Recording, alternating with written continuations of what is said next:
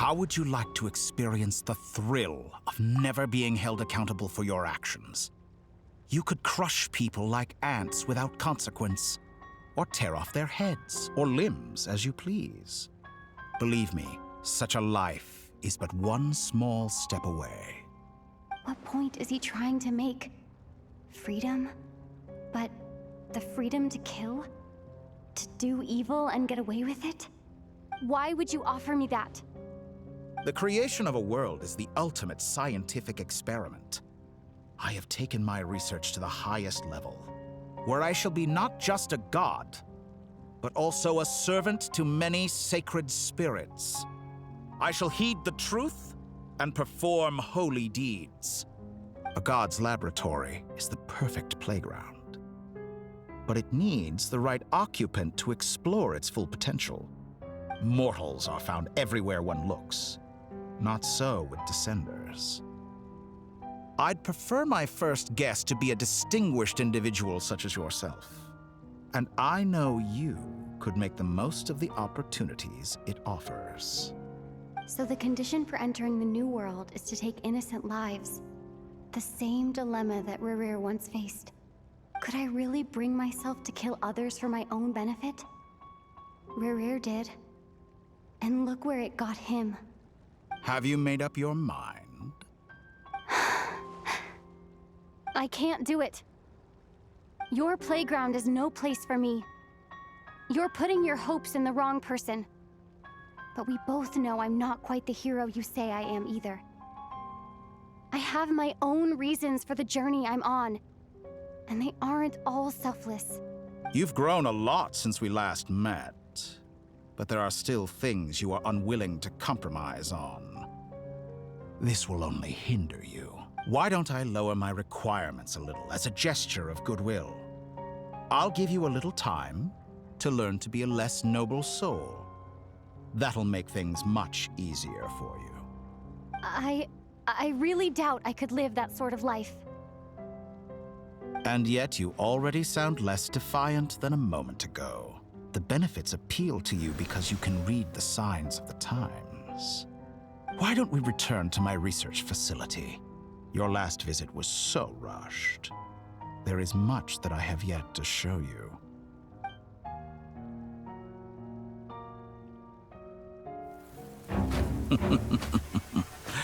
Now to that question, Heroes don't attack from behind. Guess I'm no hero. This is most disappointing.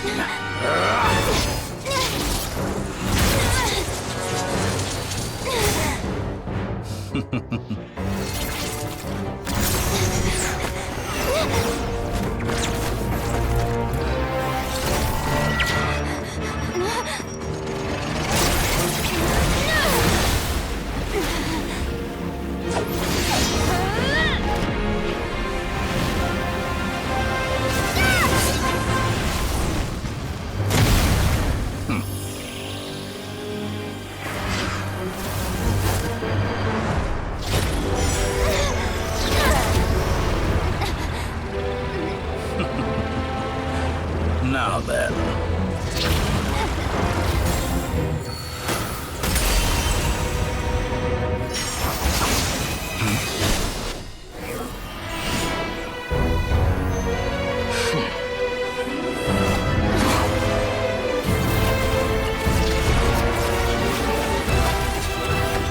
A new face. Interesting.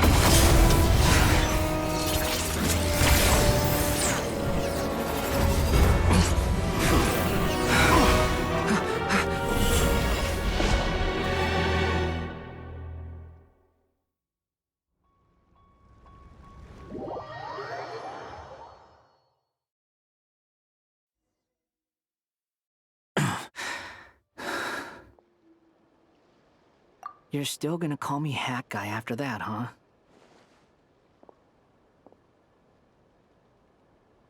I didn't see anyone else in there who needed saving.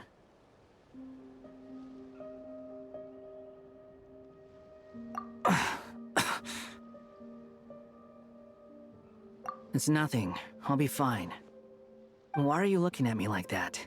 Is it that shocking that I'd come to your rescue? I owed you a favor back in Sumeru. Now we're even. Distracting Dotori was tough, I won't lie. He's not gonna fall for the same trick twice. That was my one shot. I'd hoped to use it to take him out. Ugh. I never wanted to obliterate someone more than I do right now. Dotori doesn't recognize me, but his segments were originally made based on an analysis of my operational principles. I expect it's only a matter of time before he figures out what I am. So Dotori doesn't recognize Wanderer because he deleted himself from Irminsul. Did he really miss his only chance for revenge by saving me? Why the long face? Hey, I'm not blaming you, okay?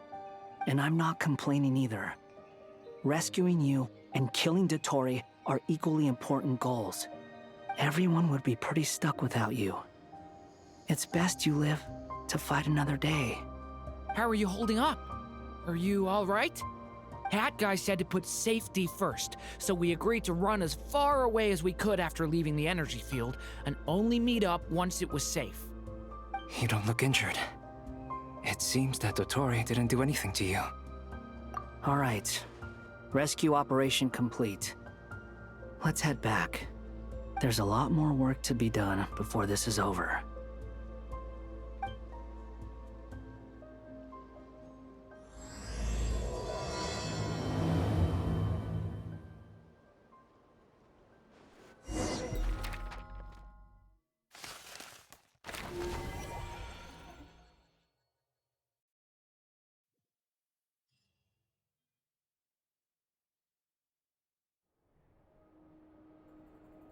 Understood. I will bear the Tsaritsa's decree in mind. I don't see what's so awesome about it, though. Does he really think everyone else is as immature as him? I'm not stooping to Tartaglia's level. I thought you might say that. How's your progress? Quite promising, actually. That alchemist Albedo gave me a few ideas. Remember how I asked you to look up some files for me? That stuff on the Nazi-Kreuz Institute. René de Petrichor and Jakob Ingold. Alain Guillotin despised René's theories and methods, but he never managed to come up with better alternatives either. So I adopted some of René's ideas. I thought Alain was like a father to you. He and René were mortal enemies, were they not? And what would you say if Lenny and his friends one day learned something useful from someone you utterly detested? I would applaud them for it. That would mean that they have surpassed me. For all we know, Alain Guillotin might have thought the same thing. Not that it matters, though. He's dead, and I'm alive. So it's my call to make. Once you die, it doesn't matter how great you were in life. Only the living get to decide what happens next. Hey, come on out. They're back. Huh?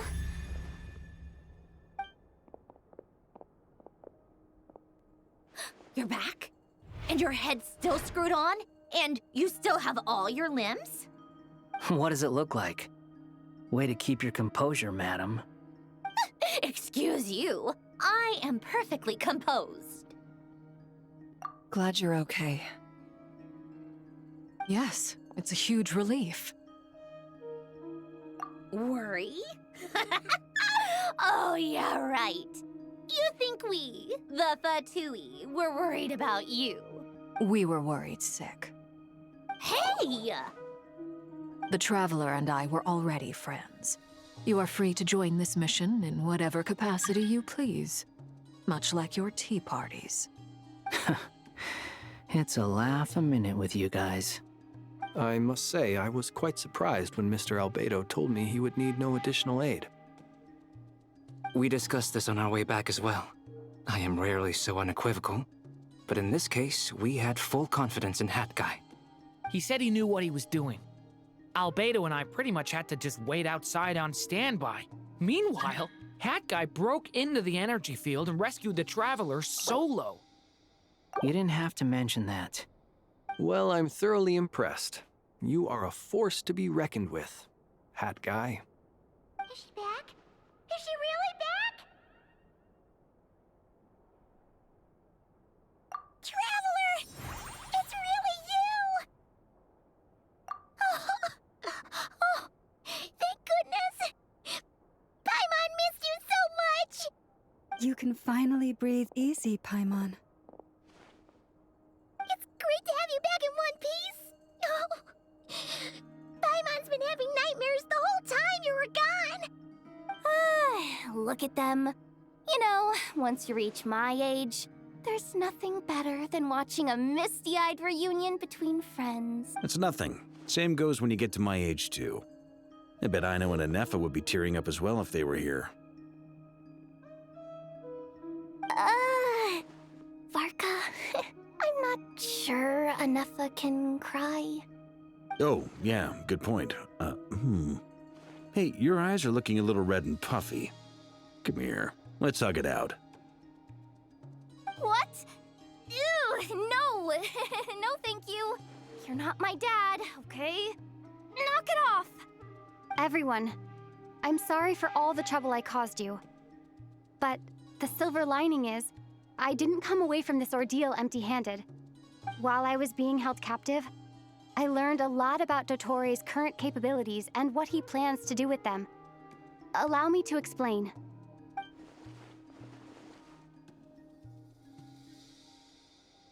The three moon goddesses were even more powerful than we imagined. No wonder Dottore believes himself to be equal to the gods, maybe even superior. Utter blasphemy. While everyone was gone, Nefer and I made an interesting discovery, and I believe Miss Sandrone has something to share too. Ma'am, perhaps you could do the honors?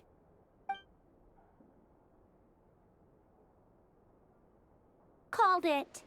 Getting rid of a pesky troublemaker like her is like trying to clean up after a crumbly cake. It always comes back to haunt you. Our next step is to find a way to bring her back. A place where time flows backwards, with no destination in sight. Surely it must have been created for a specific purpose. But I fear the answers are buried deep in Tevat's history, held by great powers beyond our reach. It sounds like she's on a specific path through time, just traveling in the opposite direction to us. The question is, where does that path lead? Or will it keep going to infinity? We considered that question as well. Strictly speaking, time is not infinite. Indeed not. Every road has an end. Nicole! You sure loved quietly sneaking in mid-conversation.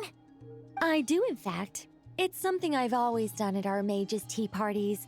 Quiet, mysterious, and persuasive. You wonder what lies at the end of her road.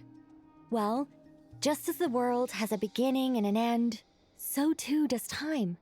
And so, the end of the road is the moment that Tevat was born. But where Miss Columbina will end up along this road, that depends on where this particular river of reverse time began. What about the original moons and the moon goddesses? Do they have a beginning too? All things do. In the beginning, no moons adorned the sky. It was the Dragon King Nibelung who raised the three moons into the heavens, and thus were the moon goddesses born. They were shadows of the planet, born to wield Nibelung's authority and oversee the world on his behalf.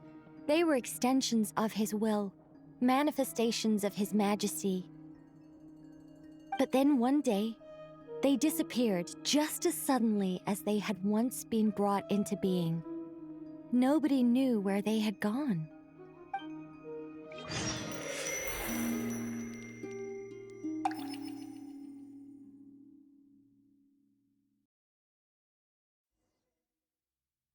Like I thought, no more paths back to reality have emerged since. But how can I be sure that I'm going the right way without scenes from reality to keep me on track? I can't even be sure of how long I've been walking for. The further I travel, the less stable this space becomes.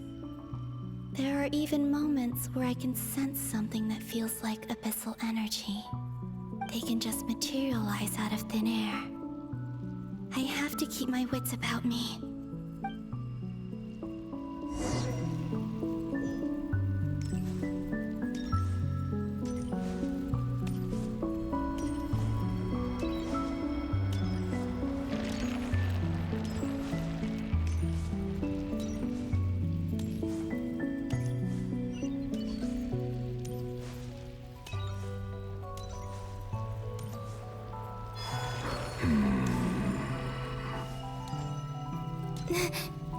Is that the ray here of Solnari?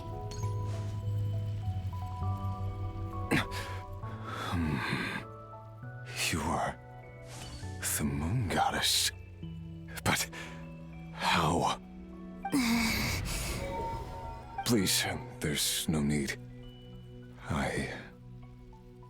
I'm not interested in fighting anymore. I find that a little difficult to believe. Yeah. Honestly, so do I. The way you used my own power against me was... It was a brilliant strategy.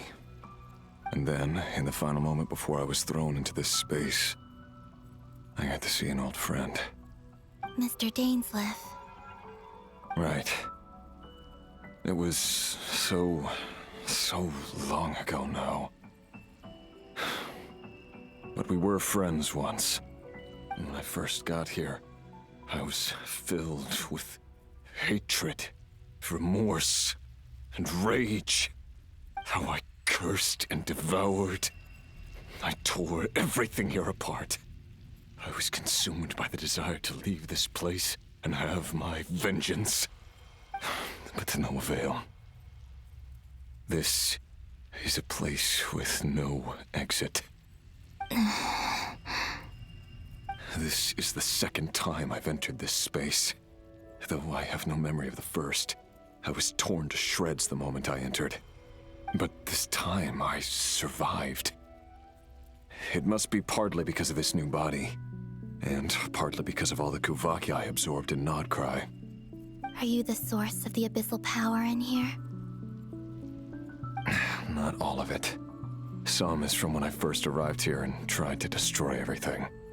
But there was already a degree of abyssal power here before I entered.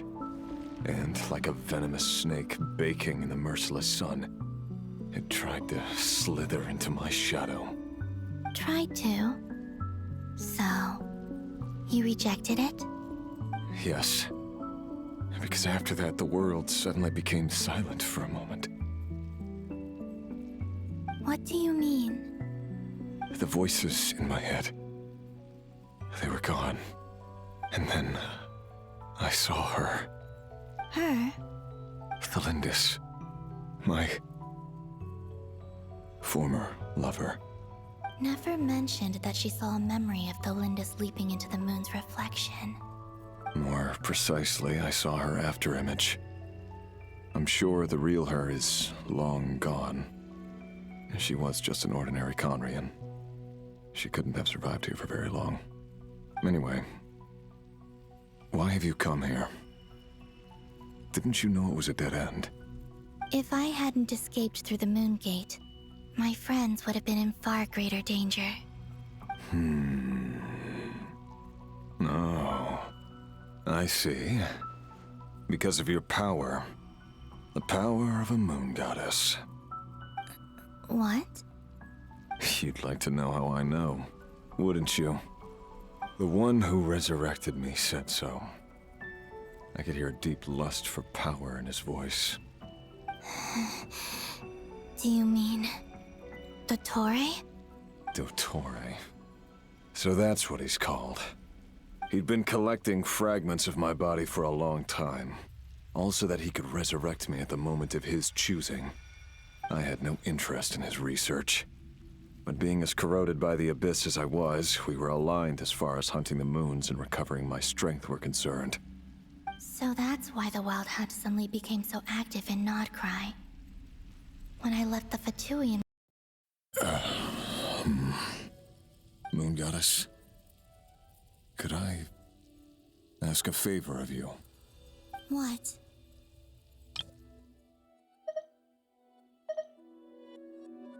Paimon coming in! Paimon coming in! Is this level... I know this is a lot to ask, especially from someone who tried to kill you.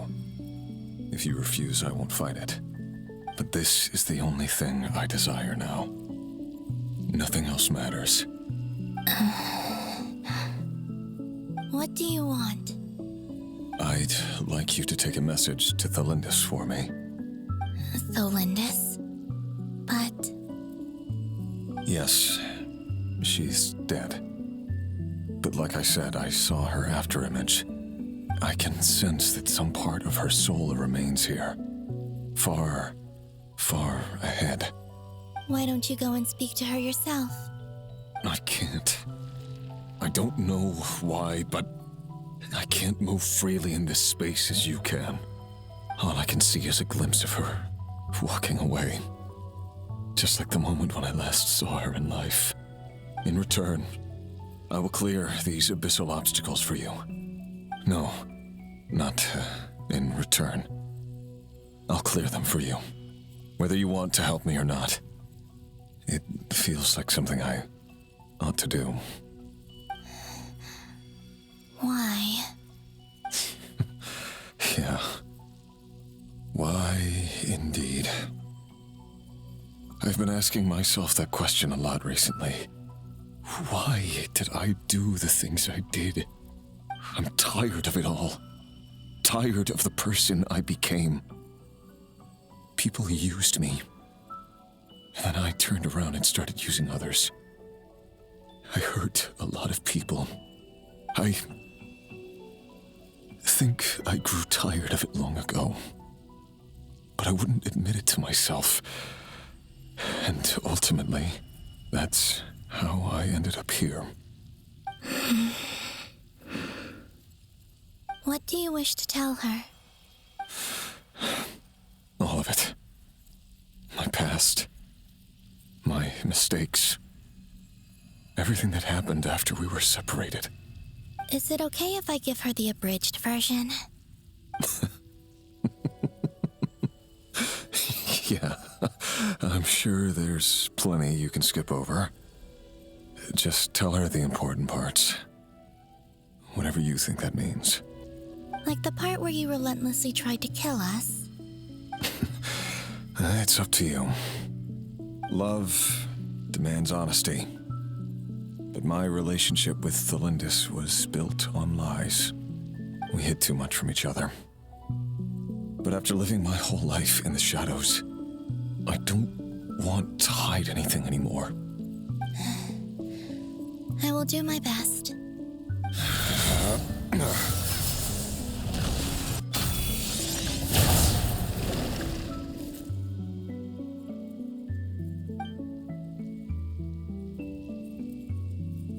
There. The Abyss will no longer stand in your way. Even though Mr. Dainsliff felt he had to fight you, I think he still regarded you as a friend. Dane? He said that you betrayed him, but he also felt great remorse at never having understood what you were truly going through. Why tell me this? Because if he'd known that someone could take a message to you, I believe that's what he would have said. Thank you. It means a lot. I know this will sound strange coming from me, but don't die, Moon Goddess. I can tell that you're determined to get out of here.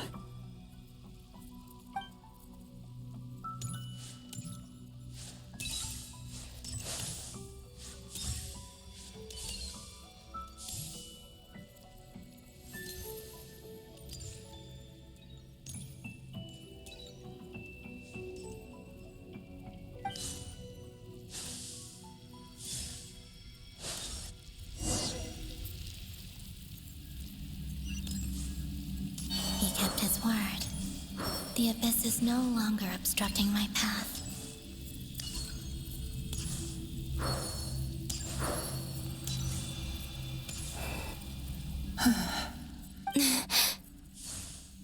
Is that the Lindis? She wasn't far off at all. And yet, they can never meet. Hello, Miss the Lindis. Who are you? How do you know my name? I've never seen anyone else here before. You can call me Columbina. I promised Rerir that I'd bring a message to you. Rerir? My Rerir? Is he well? He's doing better than he was. Better than he was, huh? Sounds like he's had a pretty rough time. Others have had a rough time on his account too. In many cases, their time ran out because of him. And I'm not just talking about the children of the Crimson Moon. So, things got worse before they got better. Could you tell me what happened, Miss Columbina? Are you sure you wish to know? Yes. This is my opportunity to learn the truth. No matter how hard it is to hear, I have to know. I admire your courage. However, time is short. I cannot stay here for long.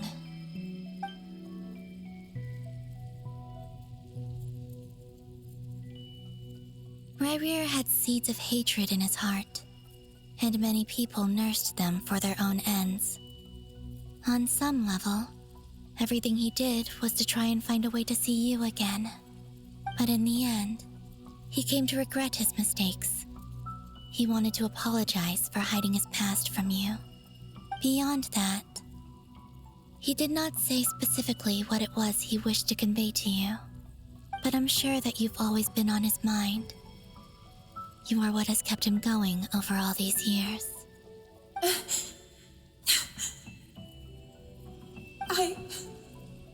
I'm sorry, Miss Columbina. This is so upsetting. I'm not sure how to put my feelings into words. It's all right. I understand. Well, that's everything from me. So, I guess I'll be... Wait. One moment. Time flows backwards here. The road ahead only leads further and further into the past. I know. I intend to reach the end of that road. Without a moon marrow, without the 3 moons' power, you won't make it far. Wait, unless... Are you one of the moon goddesses? You could say that. I see. I often think to myself, if life is like a train ride, why haven't I reached the terminus? Where am I even going? And it's not just me. It's this whole place. Wherever it is, it seems like it's existed forever. It's such a mystery. Where is it going? I must seem so ridiculous. I can't answer these basic questions, and yet I jumped right in here without hesitating, only to be torn apart the moment I entered by powerful energy currents. Only my soul remains now. Thinking back, I was suddenly overcome with fear and terror in that moment. Perhaps I too became bewitched by the abyss. I may have been the leverage it needed to control Rerir. I used to be a researcher at the Universitas Magistrorum in Conria, researching the iridescent moon's marrow. Eventually, I came to the conclusion that time in here flows in reverse. Rerir was one of the Venster King's retainers. With me, he was in an impossible position. It plagued him constantly.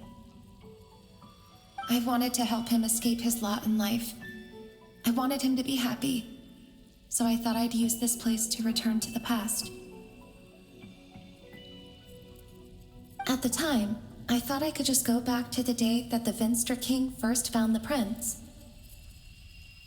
It was only after meeting the prince that the Venster King started going too far with his research into the Abyss.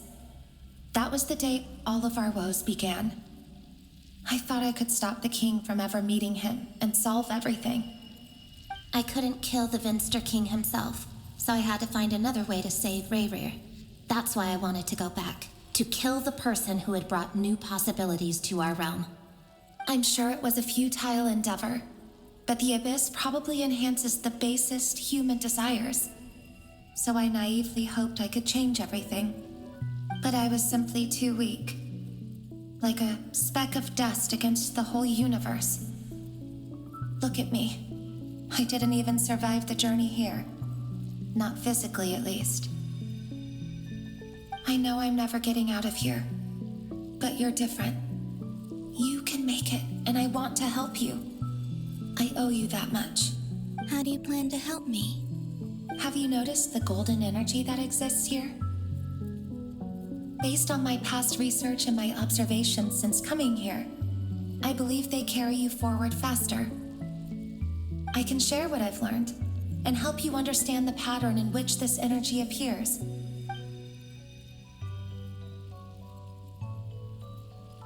I think you just might... Now, I know you will be able to change the past. Also, I've been speculating about where this phase ends. The documentation was scanned, but from what I know of the legends about the moons, the oldest ones seem to begin with Nibelung, king of dragonkind. I have no way of verifying any of it by this point. But if it's true, you might be able to reach that era if you keep walking. Understood. Thank you, Miss Thelindis. I'm the one who should be thanking you. If you hadn't entered this realm of everlasting death, what use would my deductions be? Thanks to you, they have some meaning. About Rayrir, I'm so sorry. For everything. It wasn't your fault. That's not true. Because we both feared bringing trouble upon each other, neither of us ever told the truth. And that dishonesty sealed our fates. But enough about that. I wish you a safe journey, Miss Columbina.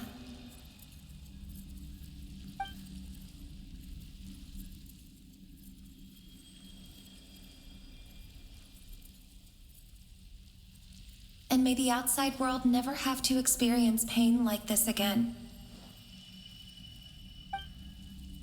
Rayrir, you're there, aren't you?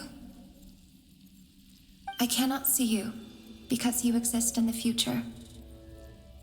I expect we'll be trapped in this prison of space-time for all eternity.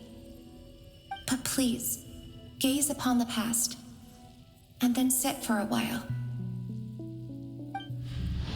Let's find a place to sit down together, just like we did when we first met.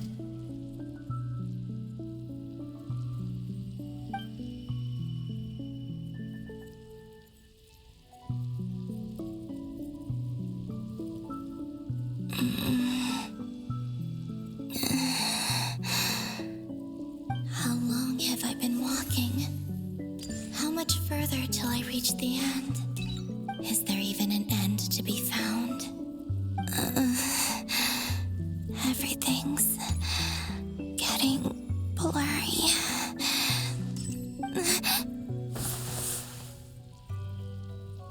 Huh? Are you all right, little sister? Have you come from the distant future?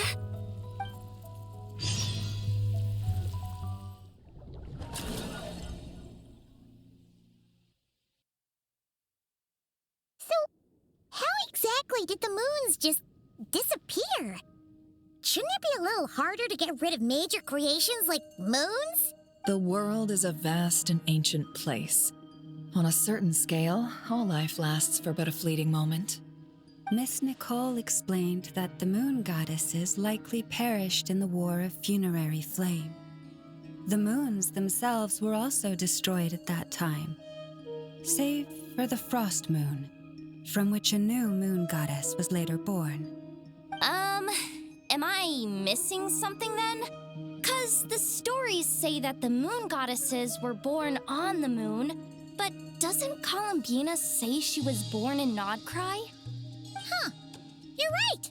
Why do their birthplaces differ? What's the difference between the two generations of moon goddesses? Also, remember what Sandrone said? Her scans detected 4 moons. In other words, 4 moon marrows. Technically, the result of the scan means that 4 moon marrows were detected and positively identified as moons in that moment. In other words, this piece of information alone isn't enough for us to know how Miss Columbina is doing right now. Yep, we have no way of staying up to date on whether she's dead or alive. She's on her own for now. But at least she's trying her best to get back to us.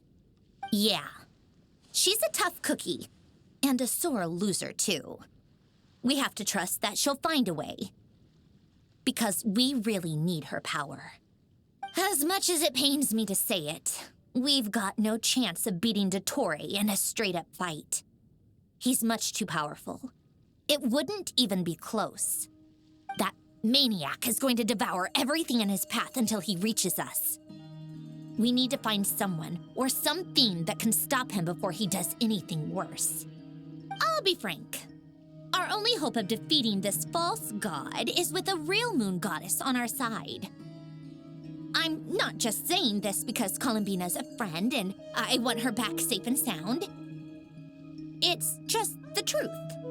And I know that even she was no match for him when he attacked, but I don't have a better solution. We're not giving up on saving her, whether she can defeat Dottore or not. Right. Don't worry, Miss Sandrone. We're all aligned on saving Columbina. No one's trying to argue that we can only justify saving our friend because it will help save the world. This is about multitasking. We want to save both. So, she's more than just a moon goddess to you guys? Absolutely. Duh! She's part of the gang! And you are too, you know. Yes, I know. You don't need to labor the point. I knew that the moment I came running over with my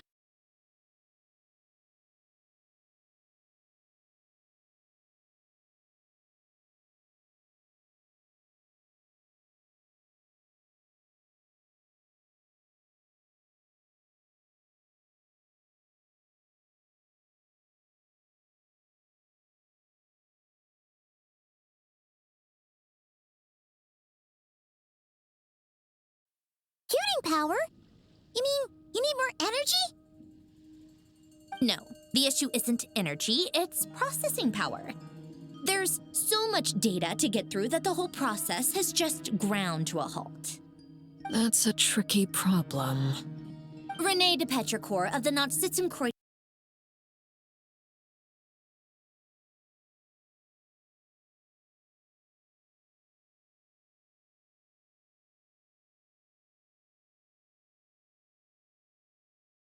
that won't work for me. His methodology was vastly different from my own. What's worse, there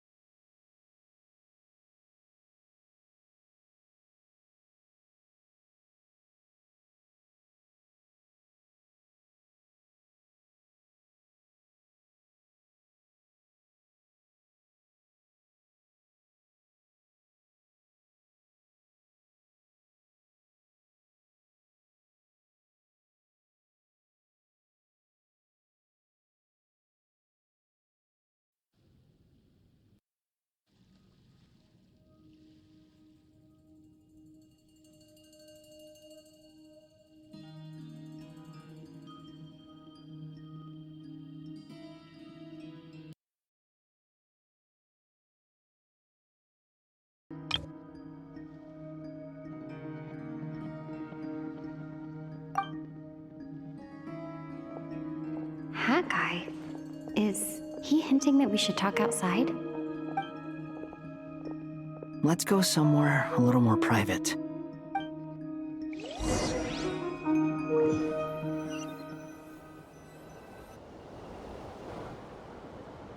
You know that Dori went back to Sumeru, right? Yeah. She mentioned she was planning to head back. Things aren't looking good for Nod-Krai. She's gone to spread the word so that Sumeru has a chance to prepare for the worst. From what I know of Dottore, there are two possible reasons why he hasn't made a move yet. One is that he's still working through some kinks in his new powers. The other is, he wants to see how we're going to react. He'll easily devour everything eventually, so I guess he's in no rush to make it happen. The first false god he made was me. Now it's his turn. Even though my records were erased from Irminsul, Dottore's ideas haven't changed one bit. He once told me that becoming a god was like turning yourself into a hungry wolf or giant serpent to devour the moon. Clearly, he began studying the moon goddess's powers long before he even tried making a god. He's always wanted to get his greedy hands on divine authority one way or another. And in the end, he devoured the moon where I failed. In the desert of Sumeru, there is a chessboard built by King Deshret, also known as Al-Ahmar. I don't know if it was a real game, or if he was just trying to challenge his servants and citizens in some way. But creating games and setting rules, gods do that as a matter of course. That's the kind of power Dottore craves. Now he has the Trilunar Authority. His power is leagues beyond the common people. I don't think there's any point in other nations rushing to the front line. They're better off focusing on defense and hoping they can fend off any threats that spill out from Nod-Krai. Either way, Dori will inform Lesser Lord Kusanali, and she will contact the other gods in turn. The Seven will have some recourse available. If nothing else, their protection should keep the rest of the world from descending into chaos as quickly as Nod-Krai has. So on the bright side, even if Nod-Krai is doomed, your friends in other nations won't be in any immediate peril. That's good to know. But I'm not ready to give up on Nod-Krai yet. There's a word for people who refuse to let anything go. It's called being greedy. Maybe it sounds greedy to you, and probably naive too. But whatever you call it, that's what gives me the determination to keep fighting. Battles are fleeting, but the will to fight is a long-term commitment. Give up for even a moment, and your resolve will shatter. Why do you always feel the need to do the right thing? No one is born to be a savior. I mean, who's gonna criticize you if you fail or give up? Don't take this the wrong way, but Dottore said something similar to me. I guess the Fatui attracts people who don't believe in saviors. Not necessarily. It's less about belief for me. I just want to know how determined you really are. After all, I don't owe anything to anyone else here. Only you. You look kinda worried. If your arch-nemesis was about to achieve their ultimate goal, I think you might feel a little worried too. That's true. Dottore is about to become an omniscient, omnipotent deity. That's gotta be a bitter pill to swallow. Still, you're calmer than I expected. Obviously. I have to admit that my past self was a reckless fool who misunderstood not only the point of revenge, but how to achieve it. And as much as I want my vengeance, I know I'm not gonna get it by acting alone. If the world's taught me anything, it's to think before I act. Too bad it never taught me any other virtues, though.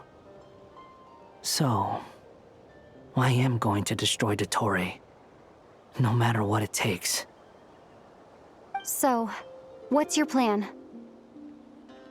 I'll get to that. First, tell me, what do you think of Sandrone?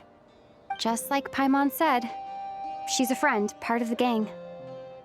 How much do you trust her? This is a serious question.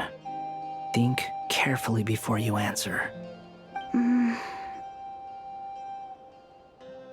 Although she's with the Fatui, she has her own values, and she's helped us a lot. If nothing else, she's clearly going the extra mile for Columbina. I see no reason not to trust her. If you say so. In that case, the three of us need to talk. I have some thoughts about her computing problem.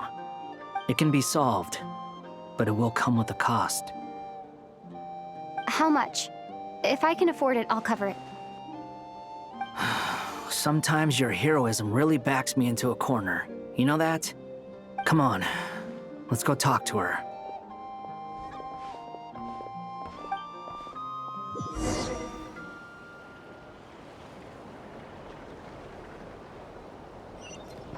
Off we go!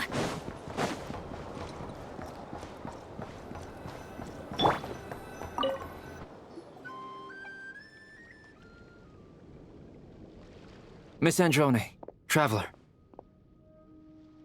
Hey there. Paimon's here too! She was just helping them sort through their things. How did your chat go? That was fast. The call only just ended. Well, you said it was urgent, so we got here as quickly as we could. Albedo, I have some alchemy questions for you. I see. Looks like my knowledge proved useful after all.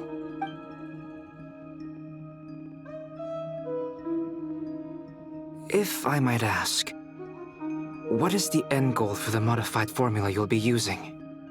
I needed to predict the future of the entire world. But I've run into some teething issues since trying to implement Renee's theory of the 4 Orthians. I see. I'll have a look at it. Still, computing power is the real issue here. How do you plan to solve it? About that, it's been sorted. Oh, with the Traveler's help? Actually, you're not wrong. She found the person with the solution. Was it Hat Guy? Yeah, it was him. Wow! Go Hat Guy! Seems like all that time studying at the academia is paying off big time. But where is he? Wasn't he the one who asked Albedo and I to come here? Come with me.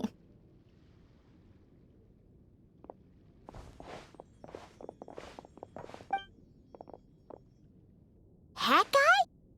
What's happened to him? Hat Guy! Can you hear us? No response. I guess he's in hibernation. Hat Guy mentioned that he was a puppet. It seems that his functions are currently shut down. I presume this has something to do with the solution to your computing problem. That's right. He and the Traveler came to see me. Wait, what? You have a solution?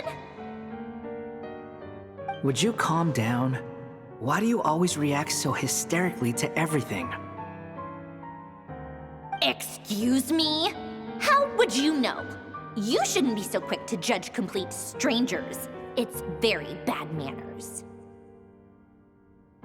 Oh, please. It doesn't take that long to figure out that you have a temper. Where does a mere student get that kind of confidence? I've actually published more papers than you. Not that status counts for much. Even Paimon's applied for academia admission. Huh? Are you serious? See? This is why I can't be bothered to explain myself. She recognizes no one's skills but her own. Okay, fine. I'll hear you out. So, tell me, how do you propose to solve my computing power problem? This world itself is constantly processing all kinds of information. If it's the world's future you're trying to calculate, you need a processing device that's designed to cope with that volume. Easier said than done. Only Irminsul can handle that kind of... Wait, is that what you're suggesting? But surely we can't just... plug my formula directly into the ley lines. You should be able to tell that I'm not human, right? Yeah, I noticed. The technology, though, seems pretty ancient. Very different from Fontaine's. It's a completely different system. Conrian, to be precise. I'm what they would have called a puppet. Puppets need an energy source and processing power. The artisans who built them sought out the materials most suited for that purpose. You?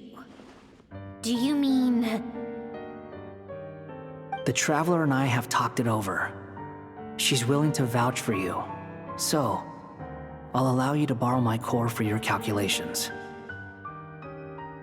It was built using wood from a silver-white tree, which makes it a small part of Irminsul. Conrian technology and Irminsul wood. Who in the world could have built you? Are you sure about this? A puppet without its core will cease functioning completely. And if it's left in that state for too long, it might not recover. You could die if you do this. You do realize that, don't you? I can put 2 and 2 together, yes. No need to rub it in. I won't lie to you. This has never been done before. I cannot guarantee your safety. Doesn't matter. I'm prepared for the worst. Did you two actually talk this through? Is he... Are we really considering this? Yes, we discussed it. The bottom line is, he trusts me and I trust you. Let's give it a shot, shall we? Honestly, I have no clue where this kid even came from. But for whatever reason, he lent me his core to use in my formula.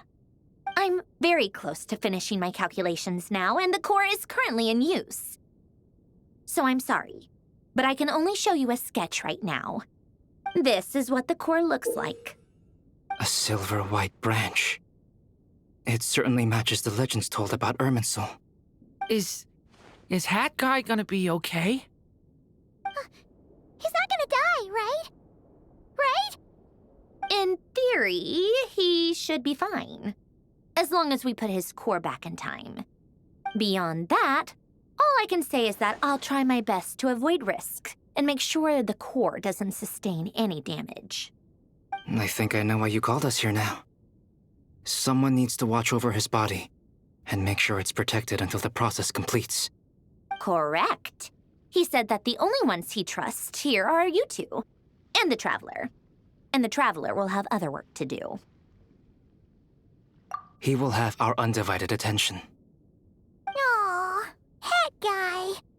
On a more positive note, things are progressing steadily on my end. I'll call everyone in for a meeting once the results are out.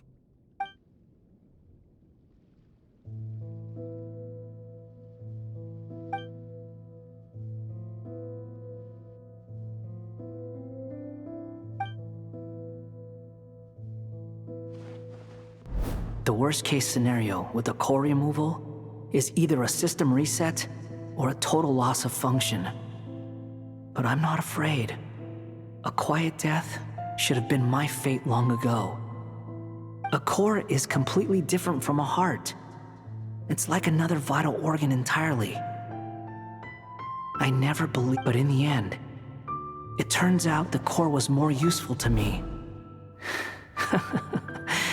Pretty funny when you think about it. It's like the punchline of my entire life. Do you think there's any difference between a puppet and a human? If not, then this would just be another samsara. I have already experienced both a past life and a next life. Part of me wonders whether I'm only capable of making this decision because I've become a real human.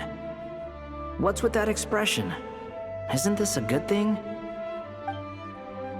Sanjoni will succeed, won't she? She has to. She will. We all have to persevere until this is over. That's right. And I'll protect you all until the moment of victory arrives.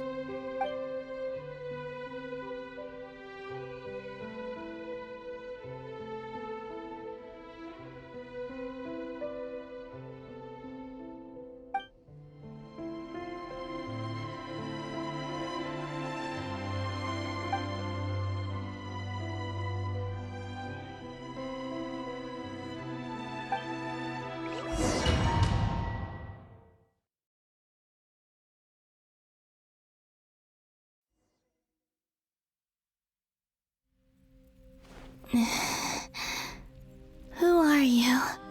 Call me Sonnet. You have the same power as Canon. Sonnet. So, you're the goddess of the iridescent moon? Oh, goodness. You recognize me? Well then, what's your name? Columbina. Columbina Hyposelenia. Hyposelenia. What a lovely name. Did you choose it yourself? It was a joint effort between me and my friends. Friends? You mean your friends in the heavens? Huh? Oh, sorry. You must be exhausted. I apologize. Hang in there. Let me introduce you to my older sisters. Do you mean the other two moon goddesses? Arya and Canon? Wow, you sure know a lot. Hey, does that mean that our story goes on into the future? Oh, I guess that wasn't the best question to ask. It's all right. We were prepared for that possibility. You could say we were too prepared. I can't even remember how long my sisters and I have been here by this point. When did you get here? How long has it been?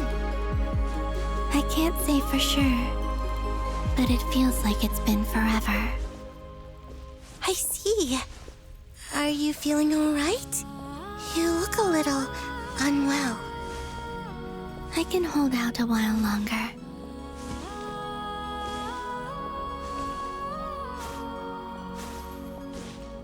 We don't have far to go. The place where my sisters and I are based is just up ahead. Don't worry, they're both really nice. I'll introduce you.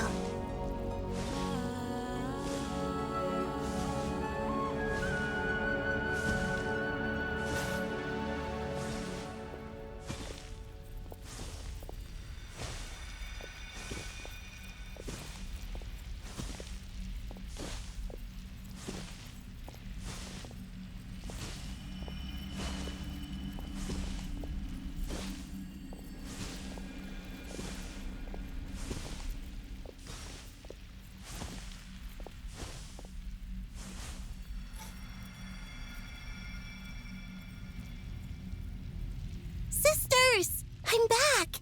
And look who I've brought with me!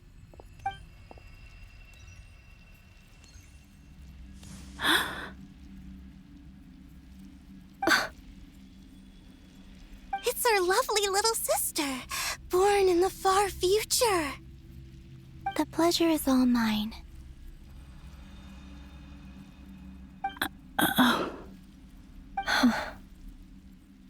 Allow me to introduce you to Columbina Hyposelenia.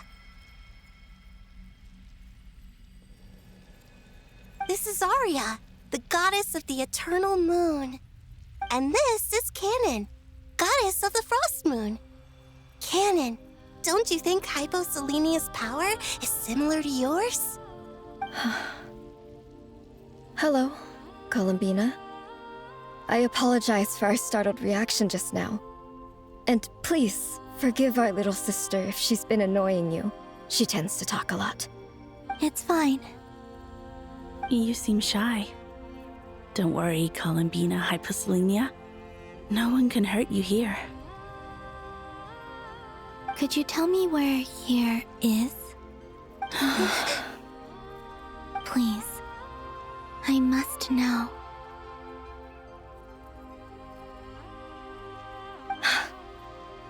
My dear sister, this is where Tevat's original ruler, the Dragon King Nibelung, imprisoned the moon goddesses. What? You're scaring her, Canon. No, I'm fine. Please, continue. Nibelung, our original master, created us in the distant past to maintain Tevat. But he left this world and traveled into the dark universe beyond, to explore worlds vaster still. Day and night, we fulfilled our duty in the heavens, until the day that the first Descender arrived. The great ruler of the firmament. The heavenly principles. Is that what later generations call them? I see. But we did not reject them at first, nor did they seem to harbor ill intent towards this world. We coexisted in peace. They were like a guest in our home. Slowly, however, we came to realize that our guest had a growing desire to change and dominate the world. And you didn't stop it? No. There was an order to the rules they set up that Nibelung never taught us. We wanted to know if this order would bode good or ill for Tevat. All right. Canon and I wanted to know. Sonnet was against it from the outset. Later, we discovered that this great ruler of the firmament bore an almost paranoid hostility toward the desire of certain life forms to seek power. Or perhaps they feared them. They would even cast down celestial nails as manifestations of their power, to punish the civilizations of the world below. Only this was far beyond mere punishment. Right. Their rules brought order, but the price people paid for merely testing the limits of those rules was far too great. I did everything in my power to help the punished escape catastrophe, but still, too many lives were lost. The ancestors of the Frost Moon Scions were some of the ones you helped. But just when we had decided to take countermeasures, the Dragon King, Nibelung, returned. And so began the War of Funerary Flame. So, that's the name the world gave that war in the future.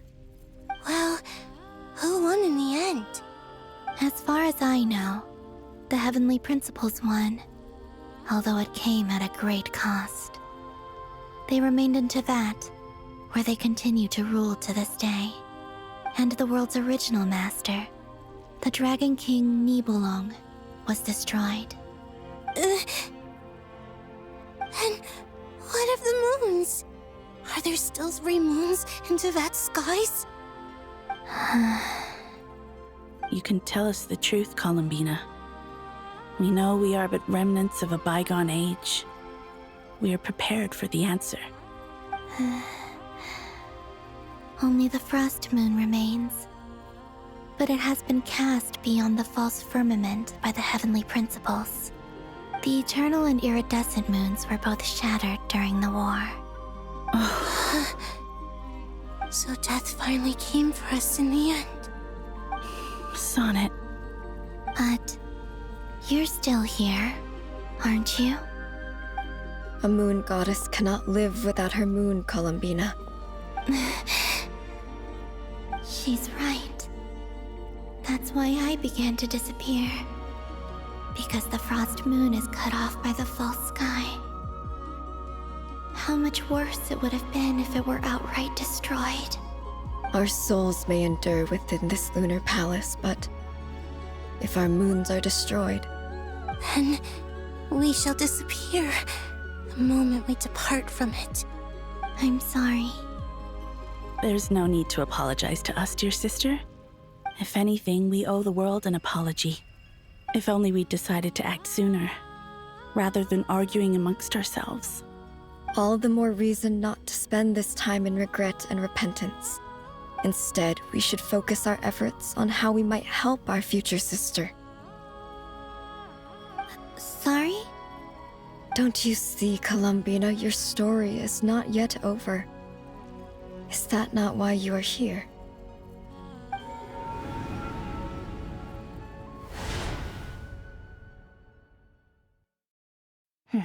It's done. Initiate numerological array. Continue running primary process. Calculate the world's fate through extrapolation. And identify nodes of potential change. Secondary process, scan for moons. Still 4. The number of moon marrows hasn't changed. Wait, let me think. Is it possible that there's something I've been misunderstanding about the moons all along? Variables. Variables in the world. I know where potential variables within the world come from. So what about the moons? Are there any variables there? Like their life or death, for instance. What if being alive or dead makes no difference to a moon? But that's so strange. Even immortal gods can die. Why would the moons alone be? Wait! I've got it! If alive or dead is considered a variable, we might have had this wrong the whole time. No one ever said that a moon marrow equals a living moon. We just made that assumption ourselves. Initiate secondary process. Scan again. This time filtering out interfering perimeter, moon marrow. I don't care if they're natural or artificial. Get them out of my search results! Why? It says 3 moons still exist in Neuvillette, even after excluding the moon marrows. But we know for a fact that 2 of them are dead. Redo the scan. Narrow the results to living moons and real moons. No, scrap that. Narrow it down to moons that have lunar authority and remain alive. Why? Why is it still 3? What is this, Columbina? Has the world lied to us? Or are you the one pulling the wool over our eyes?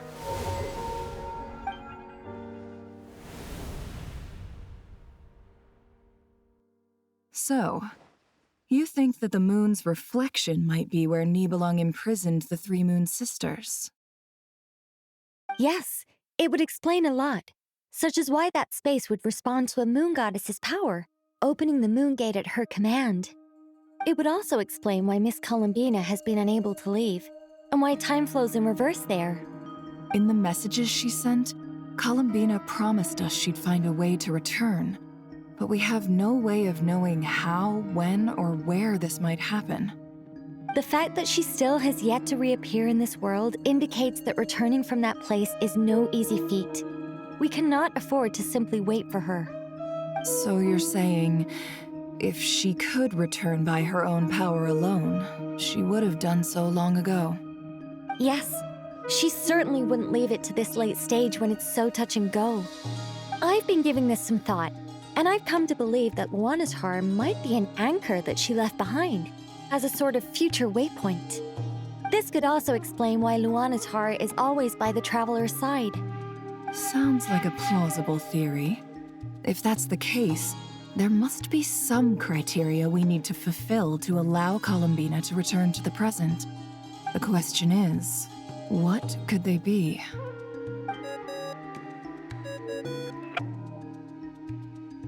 Hello? Listen up! This is extremely important!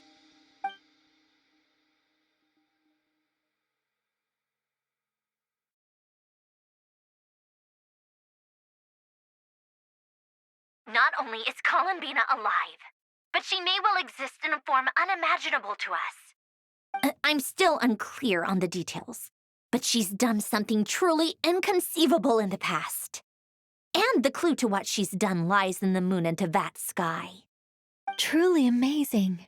Oh, I'm so delighted for her. I'm sure we all feel the same. And I'm sure Columbina is ready to get back here and fight by our side. I'll keep my calculations going and try to find some way of coordinating with her. But that's not an excuse for everyone else to slack off, okay? All of you had better keep trying to think of solutions. How can the dead moons still live? And Luanatar...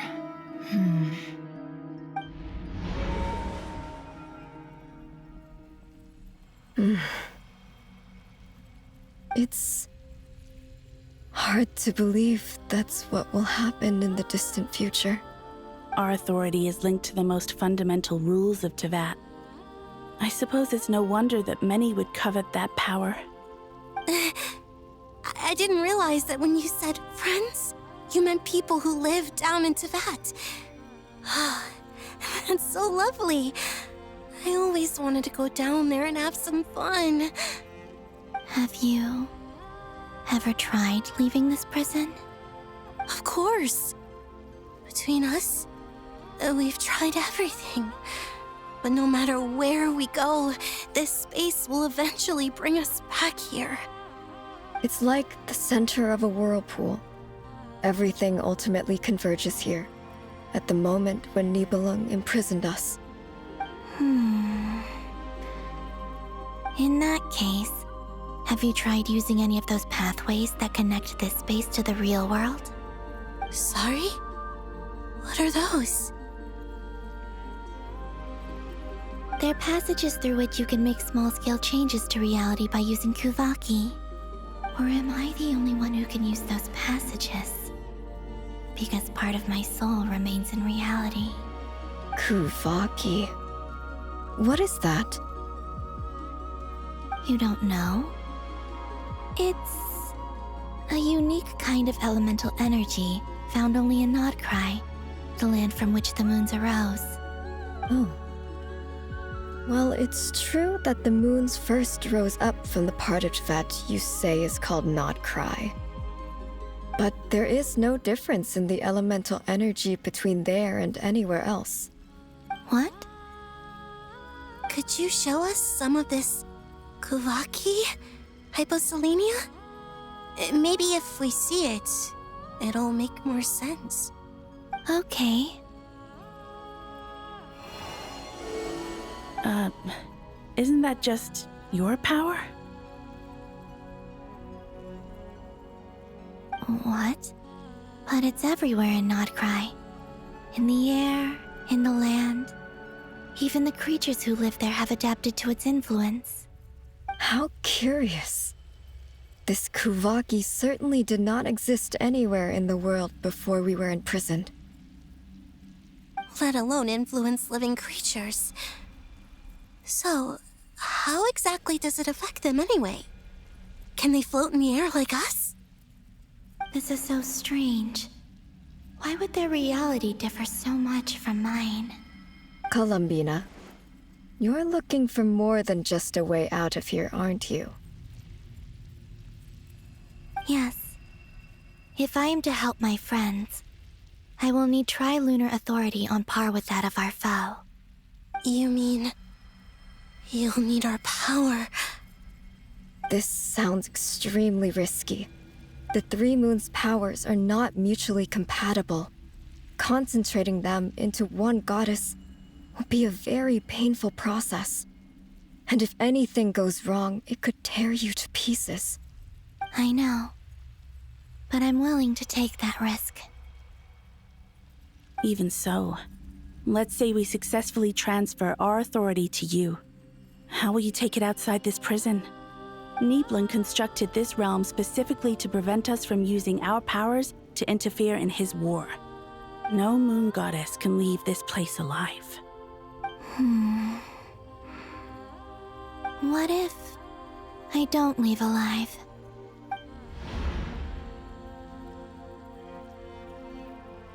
Where do we even start?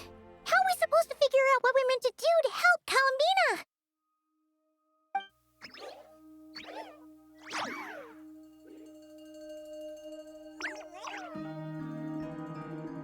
Columbina, what do you need from us? If she really got to the beginning of time in there, how do you think she'd leave us a message?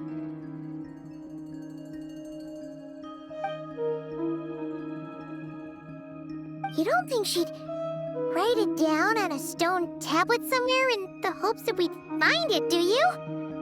Seems unlikely. Columbina may not talk a lot, but she thinks deeply about issues like this.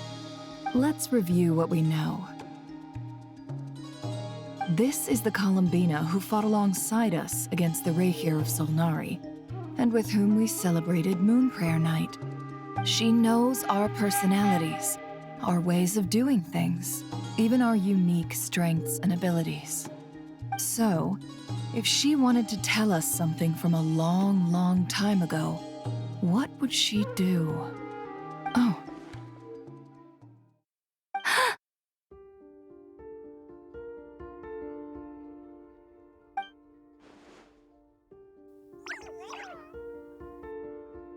Traveler, you once said that those golden ripples also appeared when Luonatar was born. What if Columbina left Luonatar here, not just as an anchor to the real world, but for some other purpose?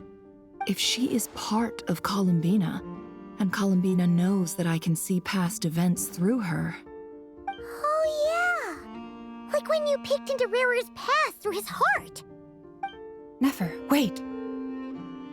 If you're right about this, and you can really see past events through Luonatar, your eyes, they'll... Oh, I know. Looking at Rarir's past in Conria was already enough of a strain on my eyes. Looking this far back into the past, it'll surely blind me. But it's our only chance. This is the only way. Boss. We spoke about this once, a long time ago. Do you remember what I said, Yehoda? The day I lose my sight, the Curatorium of Secrets will be yours to run. But... What's wrong? I'd be overjoyed if I were you. This day's come a lot earlier than either of us expected. I need to know you'll honor our agreement, Yehoda. Promise me. Yes, Boss Neff. I promise. Are you sure you don't want some time to think this through? What is there to think through? I should have gone blind after our battle with Rarir. Frankly, it's almost criminal that I got away with it for this long. Then at least let me take some precautions on your behalf. And if you really do lose your sight, I'll visit your office every day and make sure you're well looked after. Oh, please, anything but that. I was actually ready to go through with this. Are you trying to scare me into backing out? As if I could ever scare you. I'll assume you're just joking to calm your nerves. All right, enough chit-chat. Let's do this.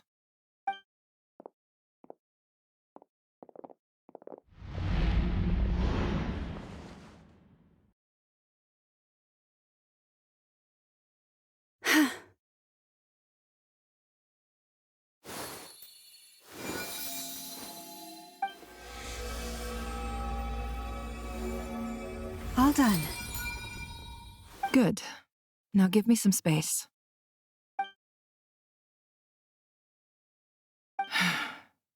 Come on then, little one.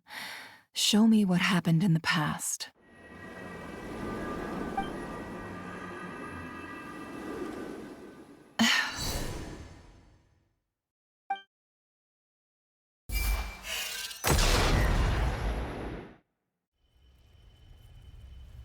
Between the Tri-Lunar Authority, Kuvaki, and the sole-surviving moon, the Frost Moon, I think I might know how to get back. But I will need my sister's help. Time to go talk it over with them.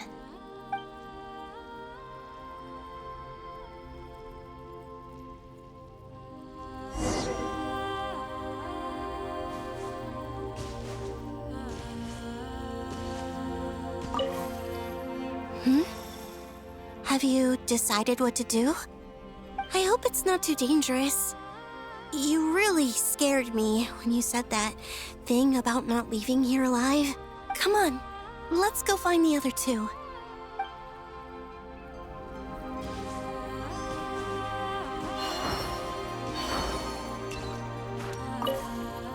It seems you have reached a decision. I'm all ears. What do you propose?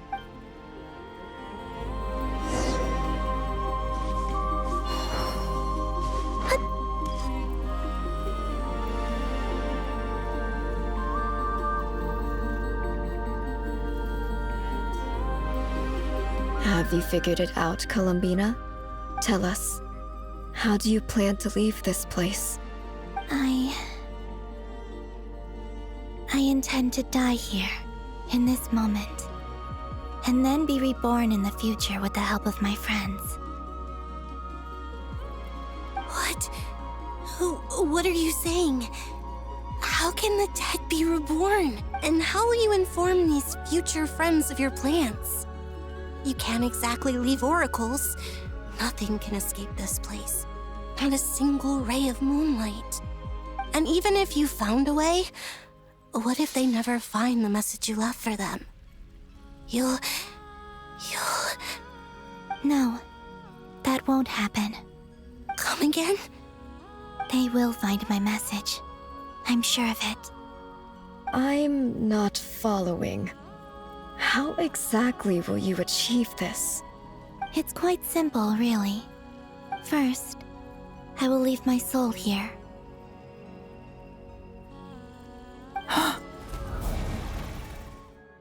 I see it. Your soul? You mean you're a divinity? Yes. I once left a portion of my soul in the future. One so small that this prison barely noticed anything. In this very moment, she can resonate with my soul across time.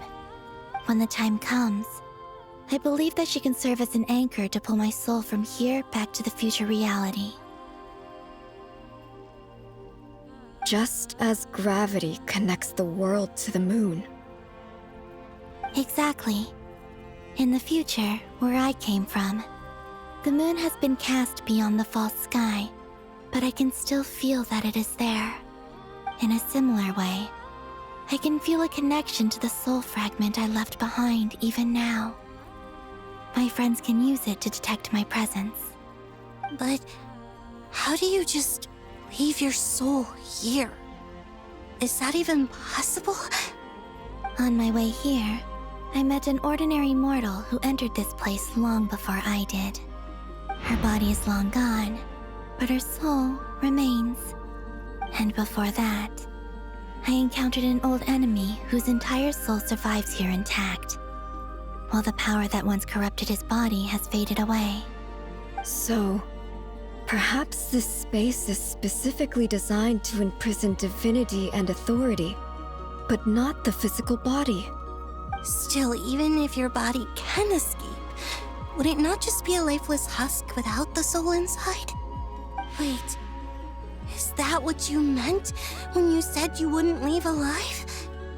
Yes. I shall turn my body into moonlight and pour it over Nod-Krai. That power shall protect the land and quietly blend into it, awaiting my soul's return in the future. However, I cannot do this on my strength alone. I would need your help to do this, so I'm humbly asking for your assistance. Oh, dear sister, you need not be so formal. As I said before, we are but remnants of a bygone age. You, on the other hand, were born alone in that distant future, and you have walked a long and lonesome road since then. How could I bear to let your story end here in this dungeon? Don't forget, we are your sisters, your family.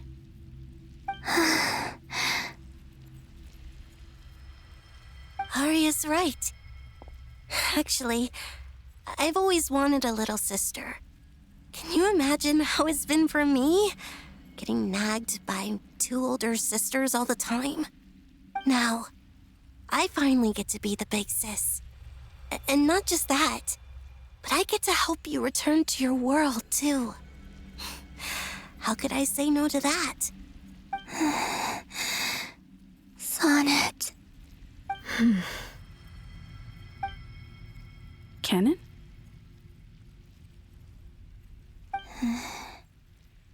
I'm sorry. I know this is a bold request. The Frost Moon is rightfully yours, and it remains intact. Oh, no, please, don't misunderstand me, Columbina. I was just thinking back on the years that the three of us once spent together.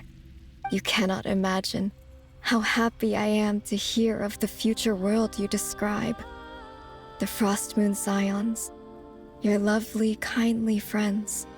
For the three of us, whose purpose in life was to maintain the peace in Teyvat, it is a great relief to know that the people of this world live in such an abundant future.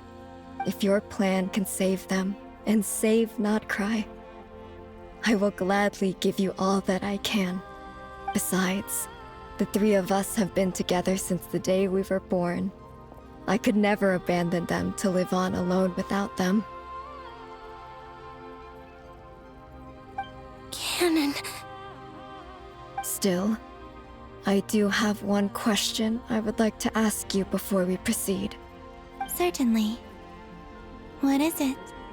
Why do you cover your eyes?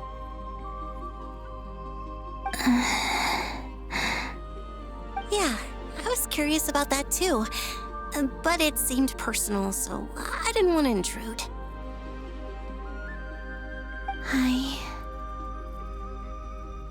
There was a time when I refused to look upon the world. I believed it was full of nothing but lies and falsehoods. I wished to hide my feelings, seal my heart, until I could return to my true home. I see. Perhaps that decision saved you from ever having to see the false sky again. But at the same time, you likely missed out on many true and precious things, like the smiles on your friends' faces. Promise me this, Columbina. When you return to the future, open your eyes, take a look at the world around you, and see your friends. I'm sure that you know this already, given that you long to return, but that is your true home. Give me your hand, Columbina. Arya, Sonnet, you too. Okay. All right.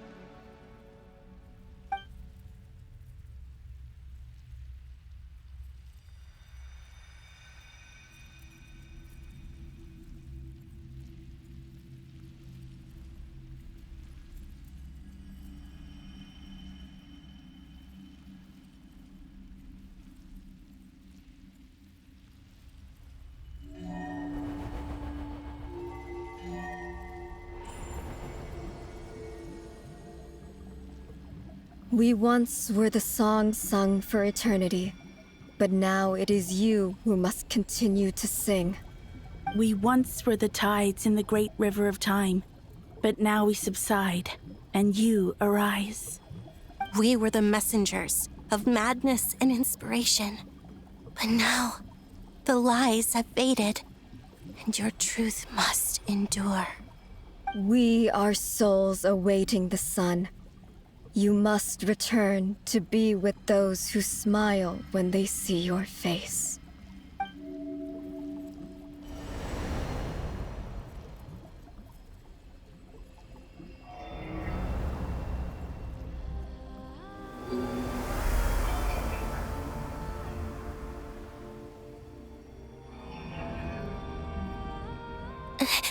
Is it done? Yes. We have transferred the authority over all 3 moons to Columbina Hyposelenia. From this moment on, she is the Tri-Lune Goddess, the one and only moon goddess of this world.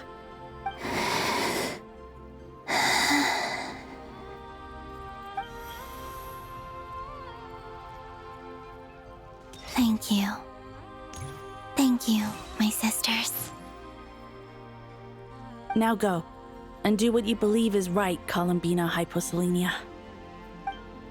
Be aware that we cannot grant you the power of the 3 moons beyond these prison walls. The conflict that arose over their remains following our disappearance will still take place. I understand. Sisters, oh, my body. It feels... Now that we have given up our power and authority, our bodies are merely mortal shells. This prison is dissolving them as we speak. It's okay, Sonnet. The end must come for every god, just as it does for every human. That's all this is. The final destination of our lives. Canon and I will be by your side the whole way. We have one final request, Columbina. Could you use the 3 moons' power to send us back into the real world? Now that we have lost our powers, I doubt this space will seek to hold us further. It's just... we would like to spend our final moments together in the only place we ever called home. Of course. Gladly.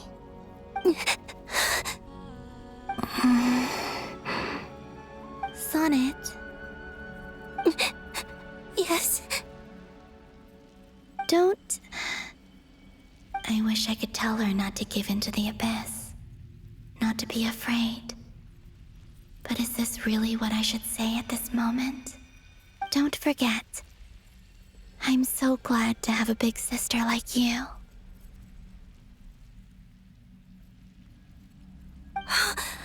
No, Hypo. Thank you. I'm okay. I'm not afraid. As long as my sisters are with me, I won't be afraid.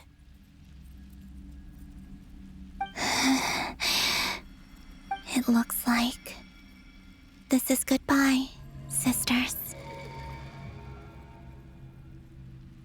Goodbye, Columbina.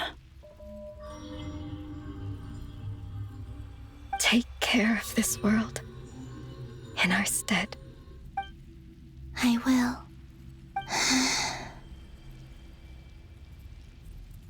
And now, it's time for me to bid farewell to my body, too. May it become the moonlight that keeps Nod-Krai company through the long years ahead. So this is why Nod-Krai was not always home to Kuvaki. It only appeared after I poured my body out upon this land, and only this land. Kuvaki responds to me because it is me, my body, answering the call of my soul. And the golden energy I've encountered on my way here was, in fact, that very soul, which I am about to leave here to guide me. O power Trilune, eternal moonlight. I, Columbina Hyposelenia, lay aside my body. Let it be cast into the dark night to illuminate the future. May it be a companion to all who dwell beneath the moon.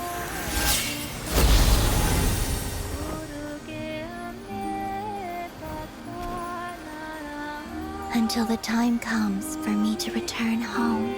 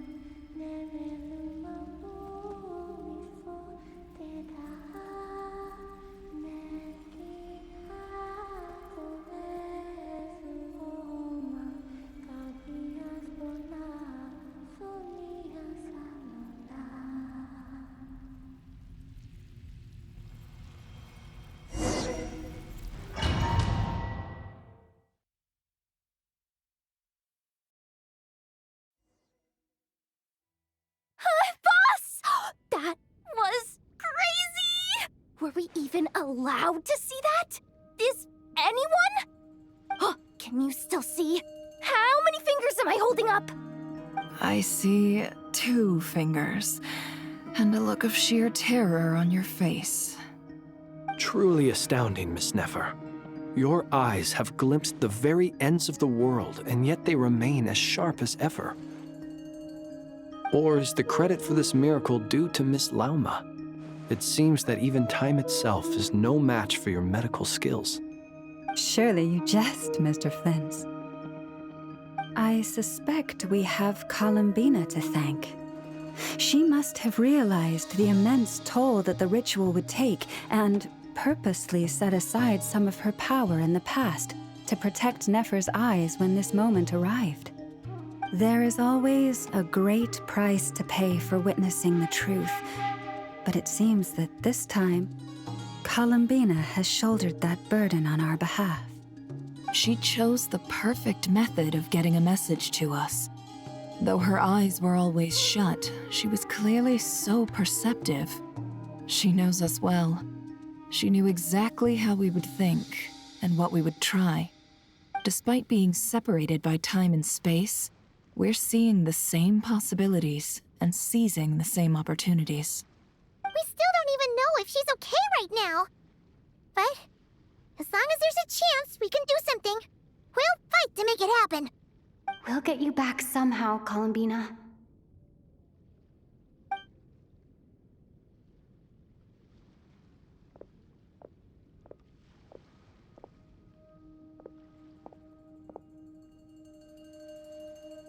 Well, based on the information we now have, let's figure out our next moves. Thanks to these gentlemen, we have a much clearer picture of the situation with Dottore. The civilian population has been moved to safety, so we no longer need to hold back. Miss Androne, how are the calculations going? So far, so good. I'll keep seeing how far I can push the system, though. Can't have Hatman being powered down for nothing. There's still a long road ahead. Where should we begin?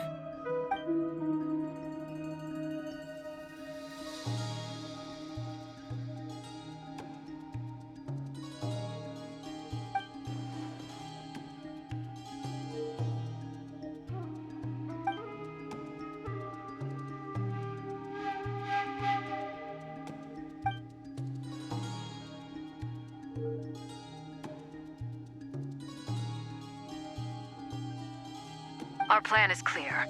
Time is short, so let's get moving. There's just never enough time, is there? Time is the bane of my existence. Ugh. Anyway, I'm gonna get back to work. All right, we'll do our part too. Yeah.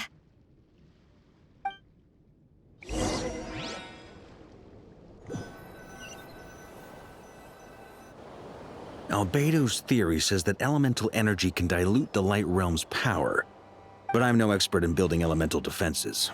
Sounds like something out of the Advanced Elemental Theory section of the library. Whew.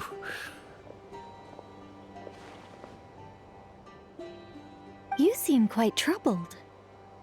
Well, yeah. I mean, who doesn't get a little flustered when they're completely out of their depth? You were the very picture of confidence back when you approached the Hexen Circle. Yeah, I could have been faking it through that whole meeting for all you know. Who's to say I'm not just a ball of nerves in a charming and gregarious package? Oh gosh, really? I'm so sorry, I had no idea. Well, you're all the braver for it.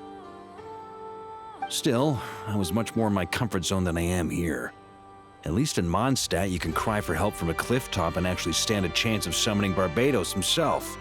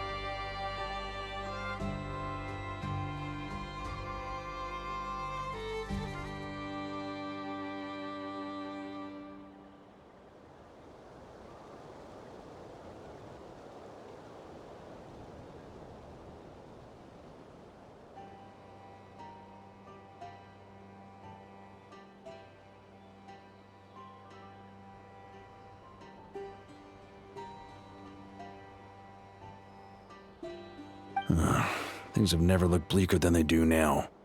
If we don't pull this off, Teyvat's doomed, isn't it? Oh, you think so? Actually, yes. Yes, it probably is. It's a shame. Don't put too much pressure on yourself. Teyvat has faced annihilation many times in the past, but it also gave us you, didn't it? Hey, don't give me that. It's not like I'm anyone special. I disagree. Every human born in this world is special. We angels have always believed that. In that case, this humble human being has a big favor to ask of you. I thought you might say that. I'm sure Alice, in her great wisdom, sent you here precisely to help us in this difficult time, yes? Well, that has less to do with her wisdom and more to do with my power. Of course, of course. Well, the thing is, these elemental defenses we're about to build, I don't think it's a question of if they'll fail, but when. Durin's findings from his patrols make it clear that Dottore is constantly expanding his territory. First it was his lab, then the design bureau, and now this. It's not realistic to completely stop him encroaching on the rest of Nod-Krai. Rather, our goal should be to stall him for as long as possible. If Miss Sandroni's calculations are correct, well, they're the closest thing to certainty we have in this situation, so let's assume they are. Anyway, her calculations suggest that our best hope for victory lies in Miss Columbina's return. It's up to us to slow Dottore's advance and buy time for her to make a return. Are you asking me to help you with building the defenses? No. I'd like you to prepare for what comes next. When he eventually reaches us, we will have to fight him. You were an angel once and a mage now. I'm asking you to lend us your protection. Oh. Can I take it that you're triggering the terms you fought for during our three-way talks? Well, technically those terms were about protecting Mondstadt. But if you're happy to agree to the change in location, then yes, let's do that. You're cashing in on this much sooner than I'd imagined. Well, yeah. The way things are going, I might not get another chance. Very well. The mages have heard the knight's plea, and we will respond. To tell the truth, Alice and I had already discussed how we might help you all, so I didn't come empty-handed. I always like to be prepared.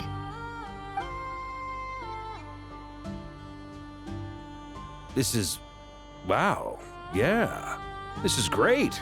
Seriously, thank you. It's been many long years since I had a chance to dazzle humanity with a little divine intervention. To humbly serve as a reliable and responsible guide. Anyway, Knight of Boreas, please accept this gift in recognition of your great virtue. Go now. May the angel's blessing deliver you safely to your destination.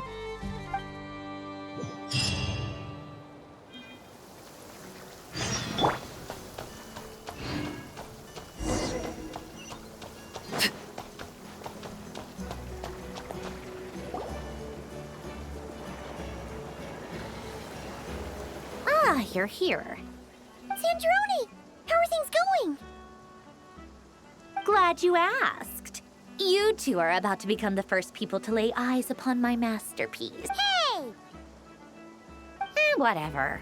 Come, feast your eyes on this. Wow! We've never seen something like this before. This meter displays the progress of my formula. Currently, it's still making the most important connections. Once it's finished running, I'll deliver it right to your side. And then, we can finally bring Columbina back. What do you mean, deliver it? Can't you just tell us over the Dodo communication device? It'll just be some numbers, right? Ugh, you're such a greenhorn. This isn't the kind of formula you solve in math class. It's a highly complex algorithm capable of constructing a framework of rules. Ugh, whatever. We'll be here all day if I start trying to explain it. All you need to know is the formula must be completed before we can bring Columbina back. I'll share the data with you. Nicole's agreed to let me use her information channel, so we just need to use the Dodo communication device like so. And there. Now you can check in on my progress. Wow! Look at that! You're amazing, Zandrone. About time you recognized my genius. Took you. Anyway, that's all for me. You should check on the others if you have time. Make sure that might sound harsh to you, but close supervision is a common practice in a Fatui. Not looking to catch anyone out. I just care about everything going smoothly. That's all. I'm kinda stuck here while the formula's running, so I need you to be my second pair of eyes in the meantime.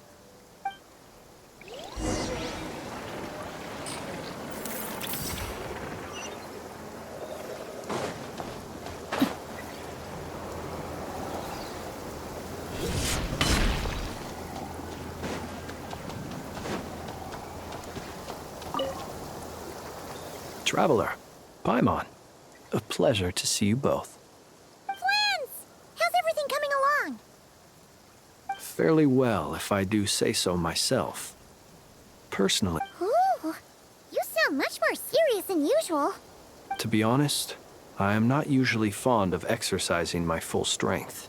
For one thing, it's hardly conducive to maintaining a low profile. Besides, I believe one should have the right to choose when to show their hand. I am conserving my strength until the moment of battle is upon us. Anything to boost our chances of victory. Seeing you get into the zone like this really puts Paimon at ease. Huh, Traveler? I consider it an honor to have your trust. Rest well. I look forward to seeing you both in your element during the battle.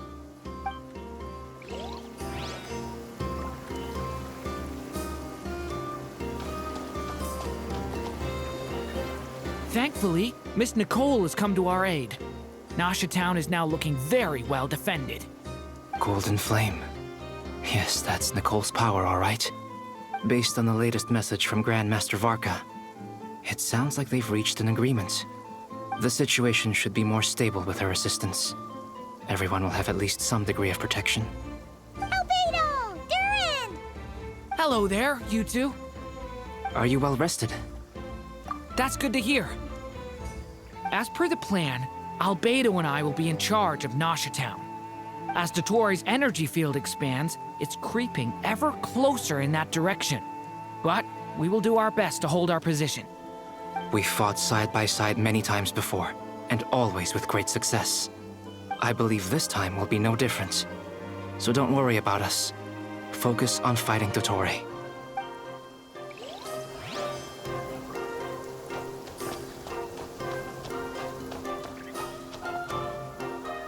Yes, Miss Moonchanter?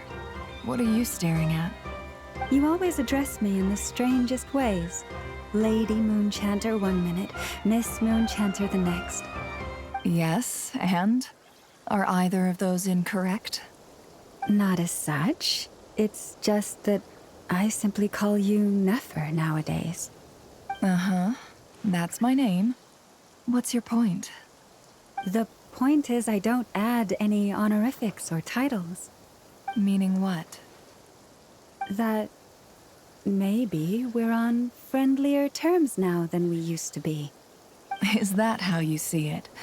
And I thought I was the one with eye damage. Never! Wilma! Paimon, Traveler. Just swinging by to check in on you.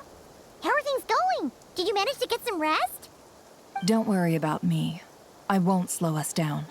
And I give my all to ensure our victory. Ah, yes. Allow me to give you two a quick checkup. All done. You're both in good shape. You're welcome. You'll have your work cut out for you in this battle against Dotori, so make sure to get some rest in first. Paimon will keep an eye on her. Don't you worry. I'm glad to hear it. Take good care of yourself, too, Paimon. Sure thing.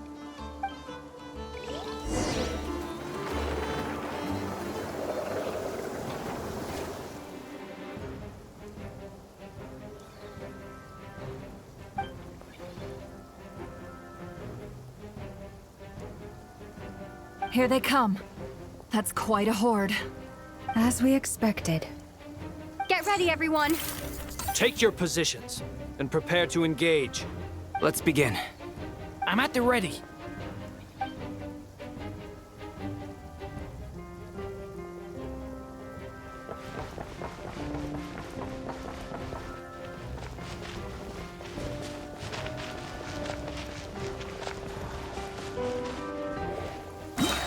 What a waste of time! Your skull! Go! Bombs away! Steady now. Close your eyes. Beware the creatures of the night. Be silent. See you at the graveyard. 5. Got a Prezi with your name on it!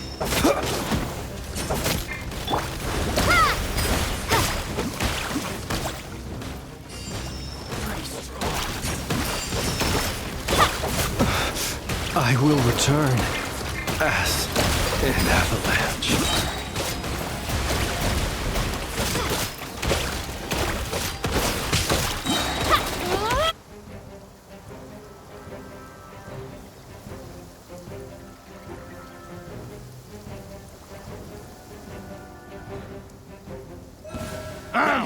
It's your skull! Leave this place. With one heart, we pray. These creatures cannot stand against us. Oh, fighting tough. Just don't let your guard down. That goes without saying. I'm hardly the risk taker in this one. Excuse me?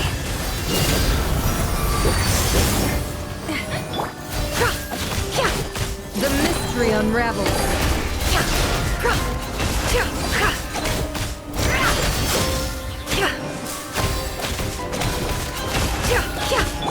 Chorus, protect us. With one heart, we pray. The deception ends here. Have I brought this on myself? You poor love.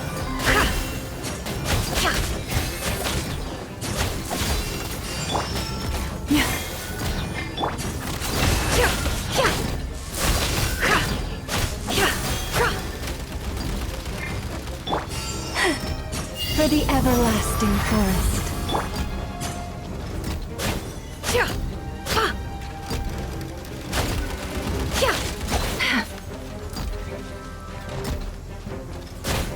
It all adds up.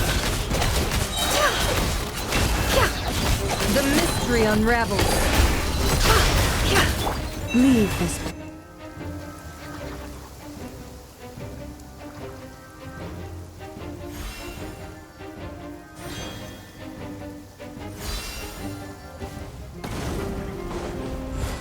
Burst forth! Witness my great undertaking! Devouring claw! The abyss's burning shadow!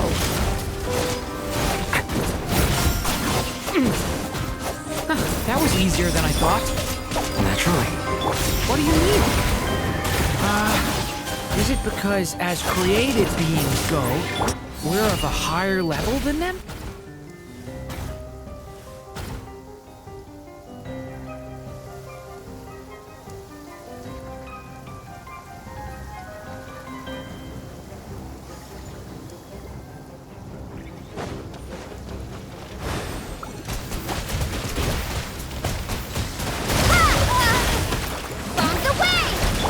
With one heart, we pray. Be silent. Close your eyes. To dust. People have always used fire to drive away wild beasts. Wouldn't a lantern work just as well? You read my mind, my dear friend. I was just about to say that. All right then, dear friend. Bring the light!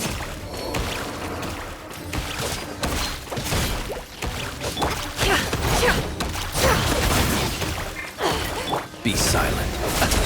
The night cometh. Close your eyes. Can't hide the truth. No more lies. Water jet!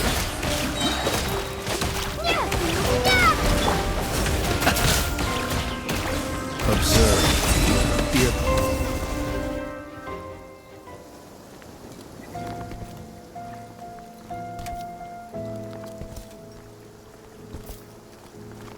You're looking well. I trust you've had a good couple of days. Dottore. It's actually a good thing, in my view. If the subjects of my experiment were to die prematurely, it would throw quite a wrench in the works. And so, I must thank you all for your resilience. We are no longer on the same level, but you are nonetheless worthy of my respect. A creator god should be merciful and gracious after all. And in any case, it is only right that before I end your lives, the world is informed of the arrival of their new god.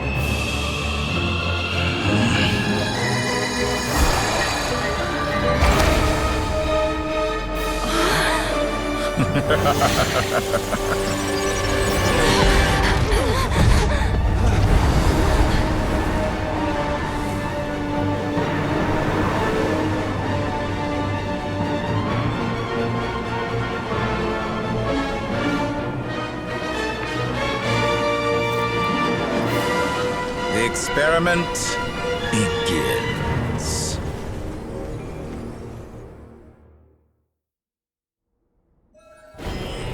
With the marrow of the 3 moons in my hand, behold the false moons fall! Water jet!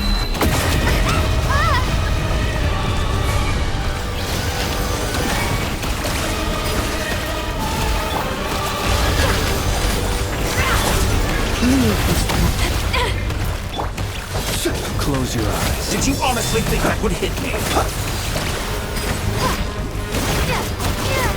You cannot face me. Go! Found. Entropy bends to me. Can't hide the truth. Go!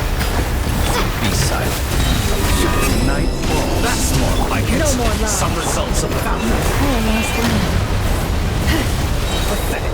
For the everlasting forest.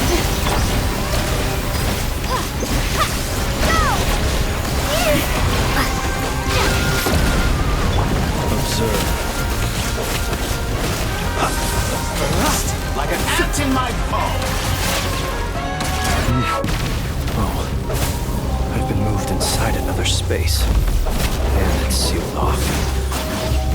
Looking at the structure of it, it seems like Dottore intends to trap us here. There's no exit. Our endurance is about to be put to the test.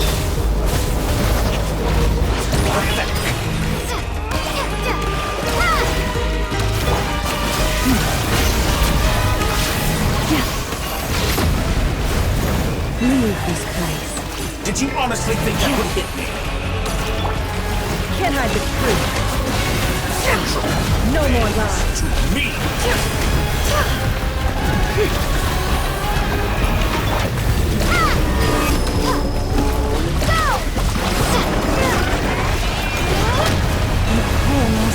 Pathetic. By the frost in the hall. Water jet! Within. Can't hide the truth. The 3 moons in my hand. Behold the false.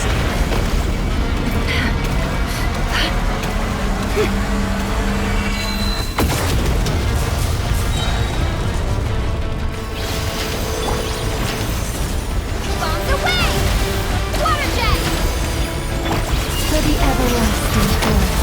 Leave this place. The deception ends here. No more lies. Can't hide the truth. Tell me, where will you try scurrying off to next? Looks like Dottore has opted for a divide and conquer strategy. But we will not allow him to triumph. No, I shall pray for our victory.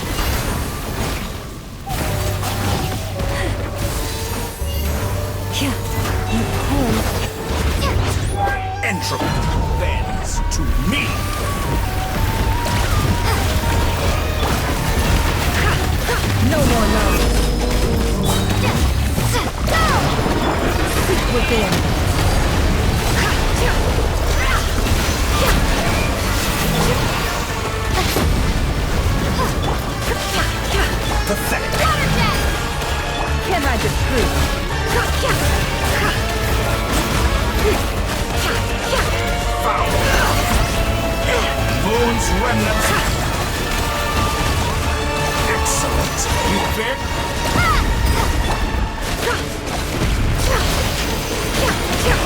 No more love.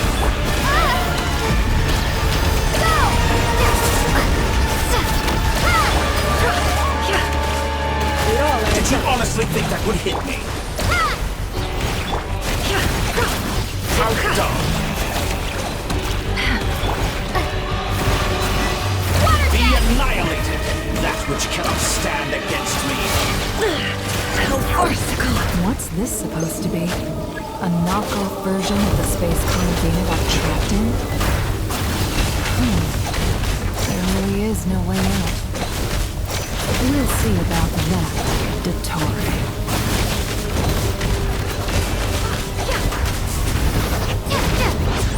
And my apologies, I had not intended to take your teammates. But you have a choice. Obey, and I can release them. An excellent deal, if you ask me.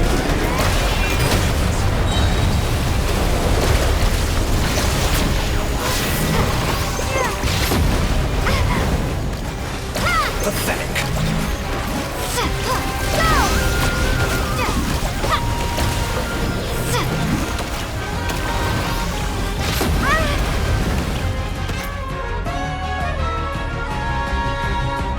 I'm aware you've been working on some little tricks to surprise me with, but it appears that none of them have come to fruition. My guess would be that you're trying to bring Columbina back. But then, where is Sandrone? Or are you trying to buy time for her? I always found their friendship to be a curious phenomenon. Two highly incongruent personalities, and yet they share a deep connection. Speaking of Columbina, I once saw her as like a younger sister. We got along quite amicably while she was with the Fatui.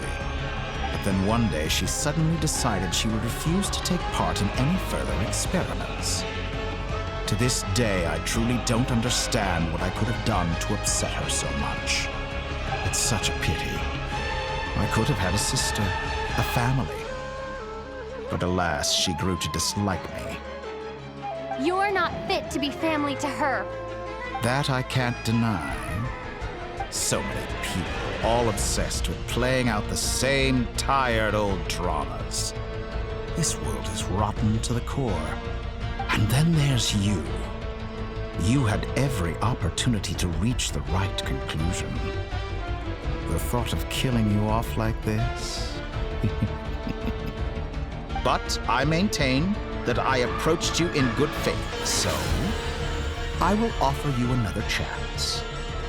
Will you work with me? You have until I count to 10 to make your choice. 1, 2, 3. Not in a million years.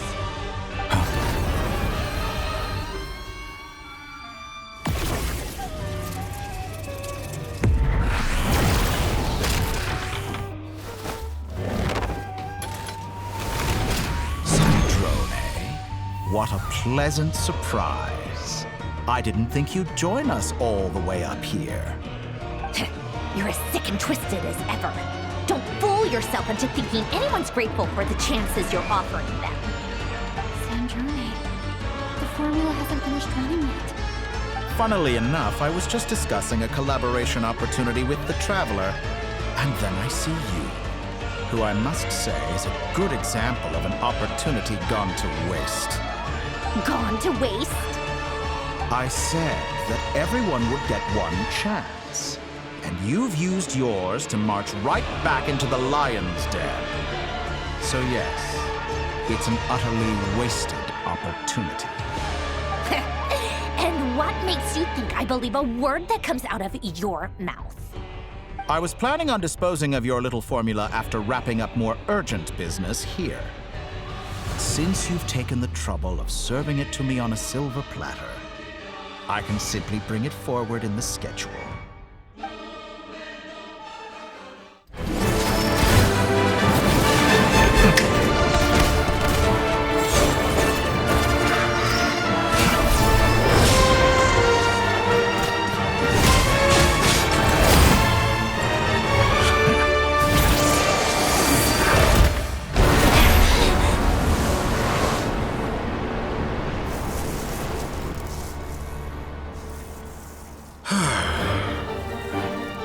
Is this your life's work? This piece of trash?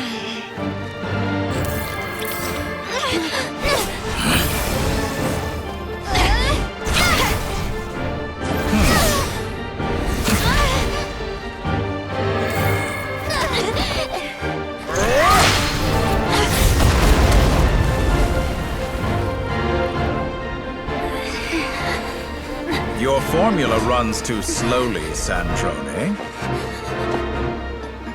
You put your hope for success on others instead of fighting dirty. That is why you have failed. Now, whom should I slay first? Any volunteers? No one? How nice of you to leave the decision to me.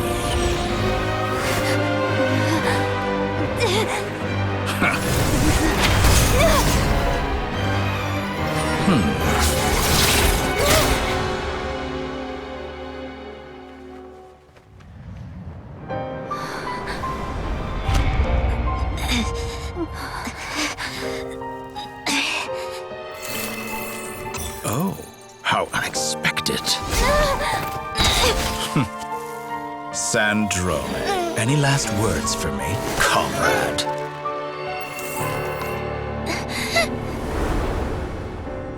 Is there anything you wish for? Not really. But I've always known what I don't want. Go to hell, Dottore.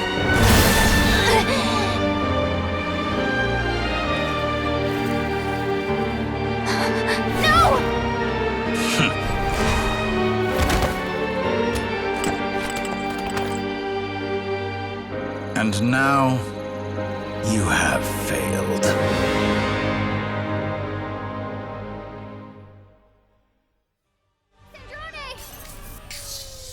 Now you see how fragile mechanical contraptions are. Just a gentle tap, and they fall to pieces. However keen of an inventor Sandrone may have been, her death spells the end of the formula that was running inside her body. Of course, I have to commend her for making it this far. As her colleague, I have to admire her stubborn tenacity. Now, it is time for you to take your place by my side.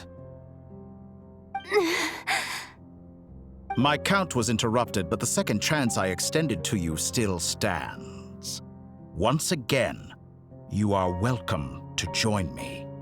By now, I'm sure you have gained a greater appreciation for the power and authority I wield.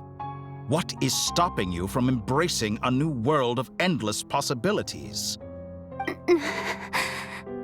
Not in the mood to talk? As you wish. You seem less talkative than usual today. I'll change the topic to something more apropos. Sandrone was always like this, never trusting anyone. Always so reluctant to share her research with them. Objectively speaking, she had her strengths. It is remarkable how she extracted and even optimized the world formula from so much data. But her inability to trust was her undoing. Had she allowed someone else to monitor or run the formula for her, you might still have a chance at victory even now. But regrettably, she was a stubborn fool. As much as it pains me, she had to go. Dottore.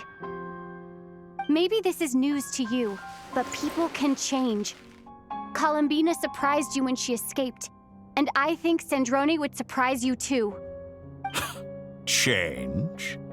You can twist the truth however you want, but I see it clear as day. You're the one who can't trust other people. Is that how you see me? By this point, what can you hope to do about it?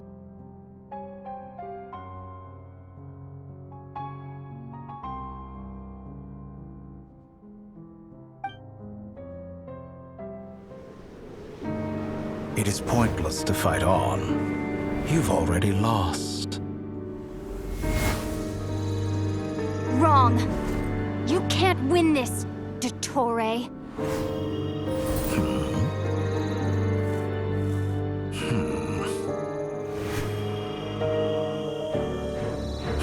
What?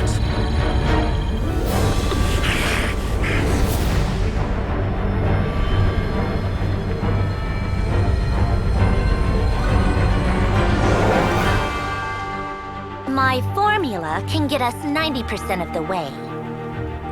It will connect you to Columbina. Then, I will bring the formula's output to the Traveler's side. For the last 10%, do whatever it takes. Just bring the moon down.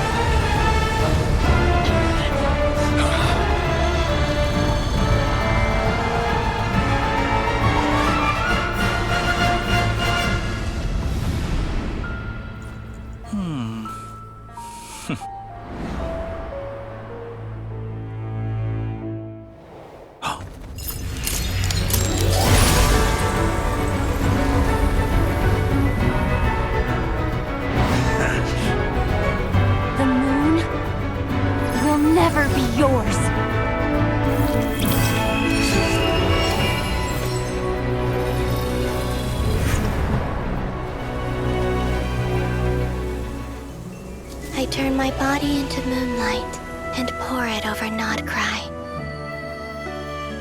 My soul, I leave here to inform my future friends. Lastly, I will hide the Trilune Authority within the Frost Moon.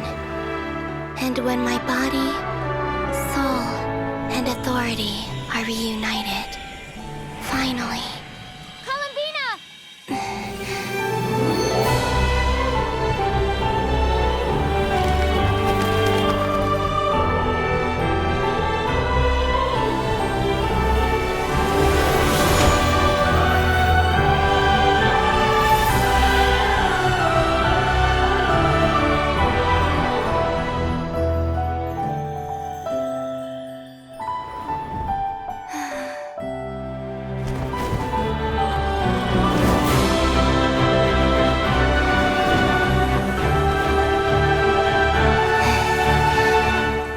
It's been too long. I'm back.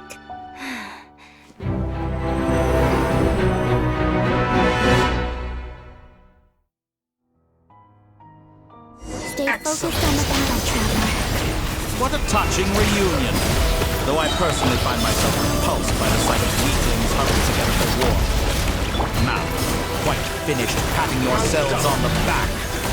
Show me how long you can struggle before you drown! Watch out, Columbina! Manipulate space itself! I know. Wait for the right moment. We'll strike together. Moon's remnants fall!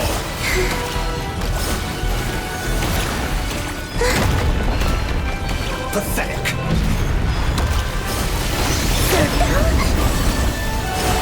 Entropy!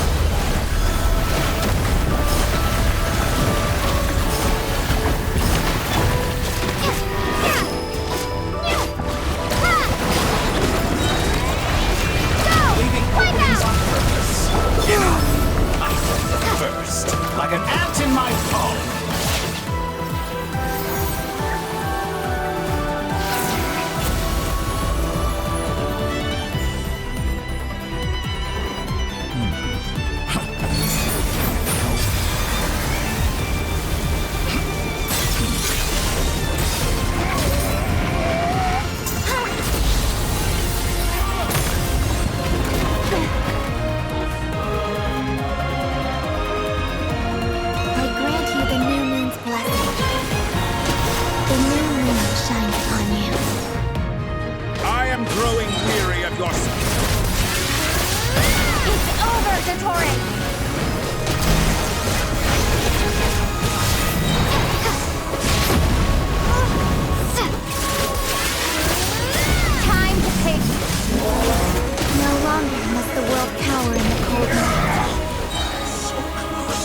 I was so close to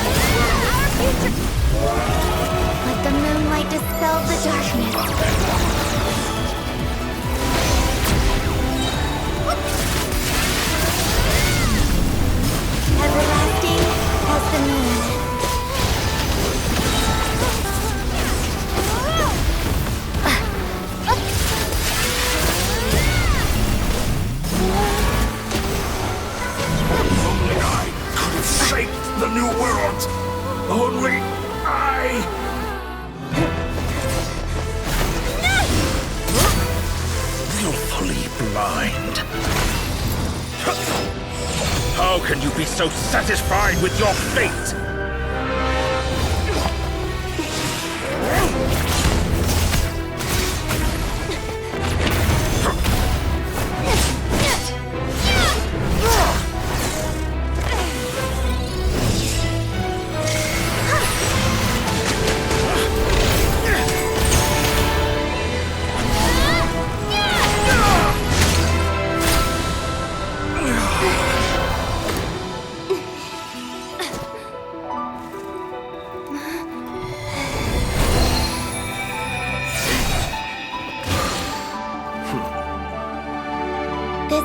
Was never about fate.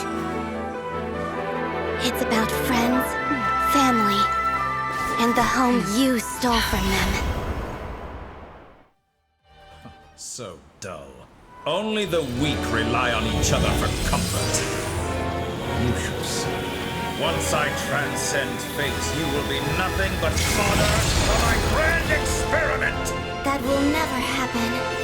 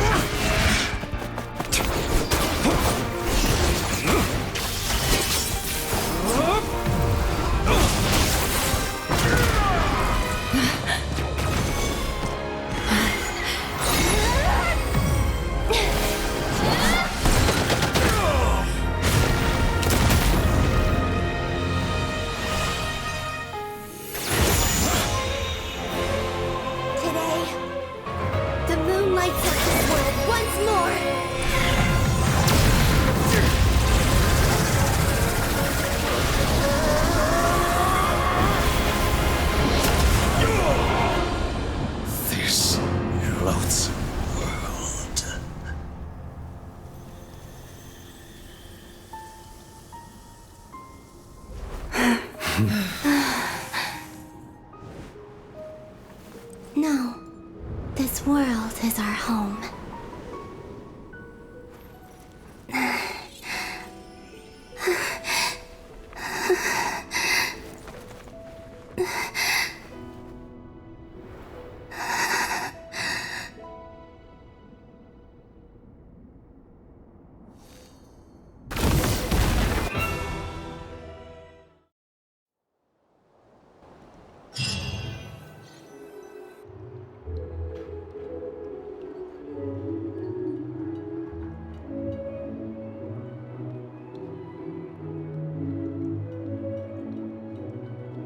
No, you're doing it wrong.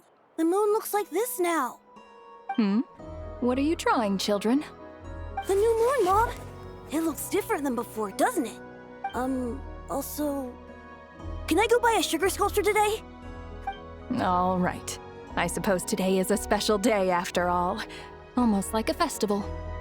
Extra, extra! Get the latest Nasha Express post-disaster report! Nasha Town reborn beneath a new moon! The voyage begins today! The future looks bright thanks to the League. Want a copy? I knew things would be different. But I didn't think that would include the moon. They say a new moon goddess has been born. A new moon goddess? Who's saying that? The Frost Moon Scions? I guess so. I'm not too clued up on the details.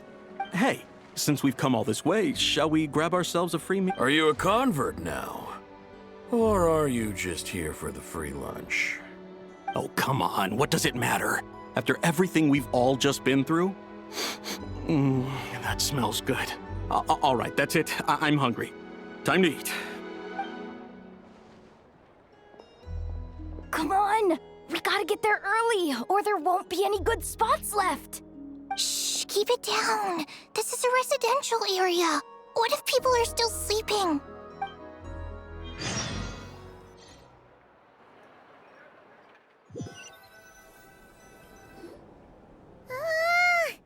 Why is it so noisy outside?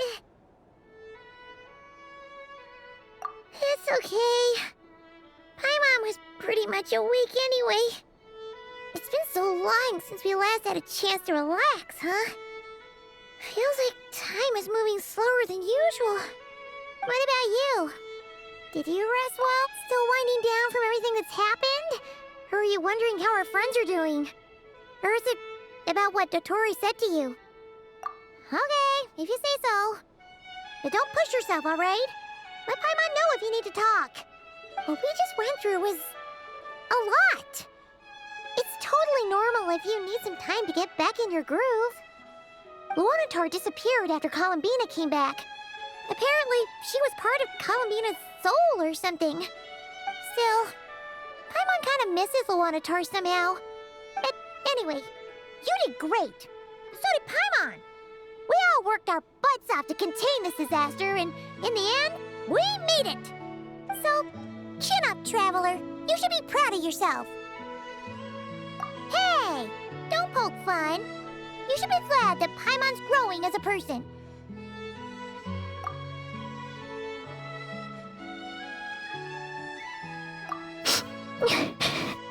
Paimon didn't think you'd mention it. You have no idea how anxious Paimon was. She was worried sick about you. Well, if you really want to show Paimon you're sorry, you're gonna need to make it up to her. You better be ready to splash out on a lavish meal.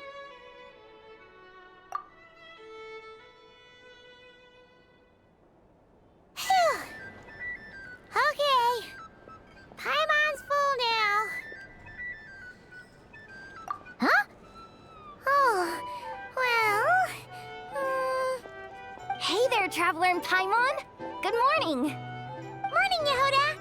Here for some breakfast? Oh, I've already eaten. Just need some water. I was mostly worried you might forget what day it was today.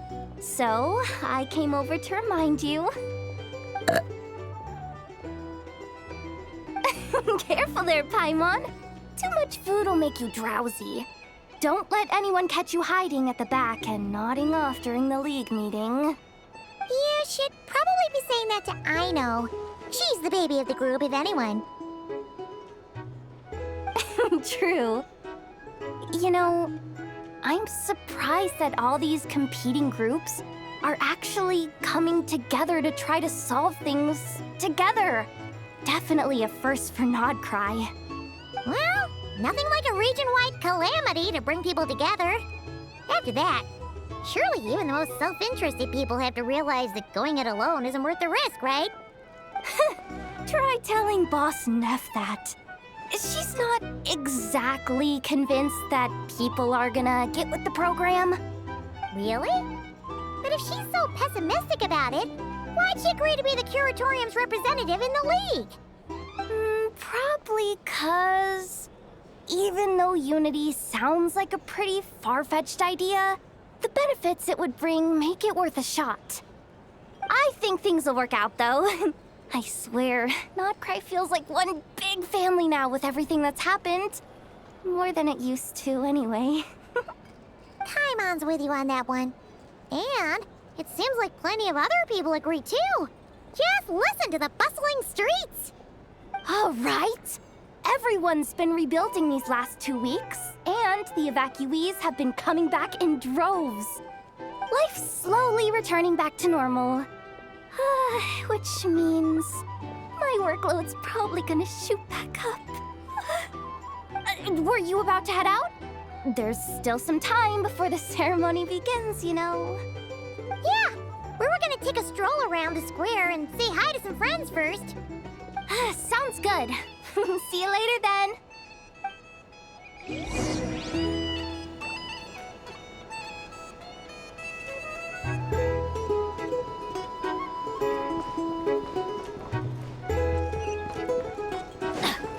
Off we go.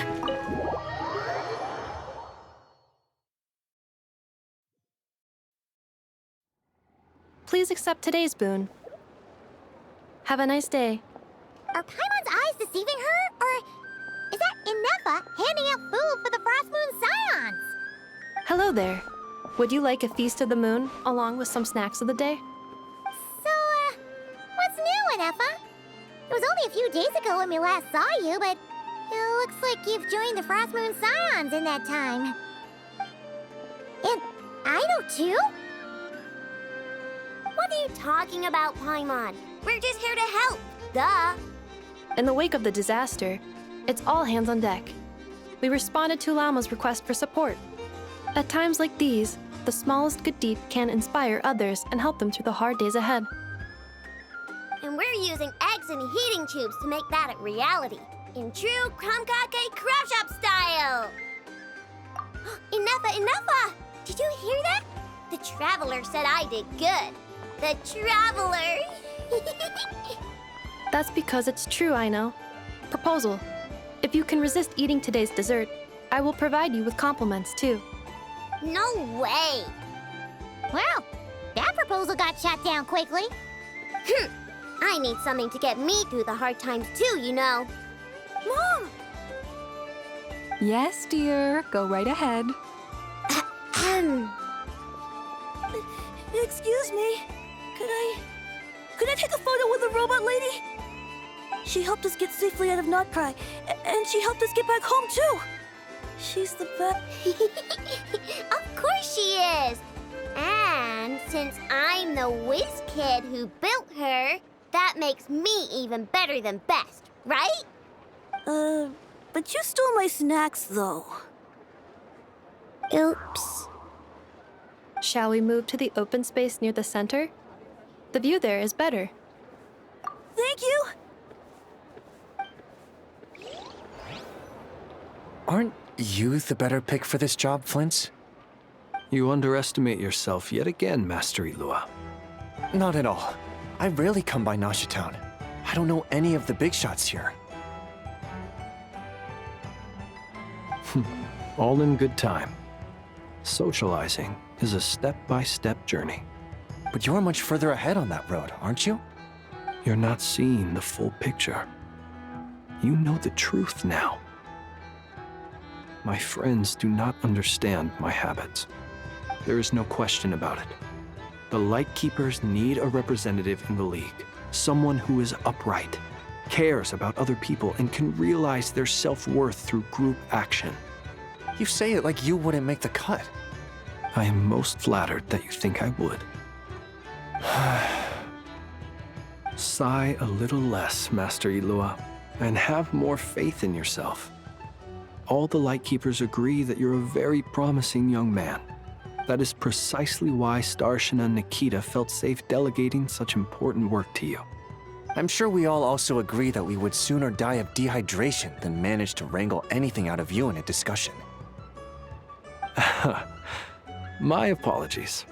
I am not in the habit of bringing water with me when I go out. Whatever. I'll take the job. By the way, who else is part of this?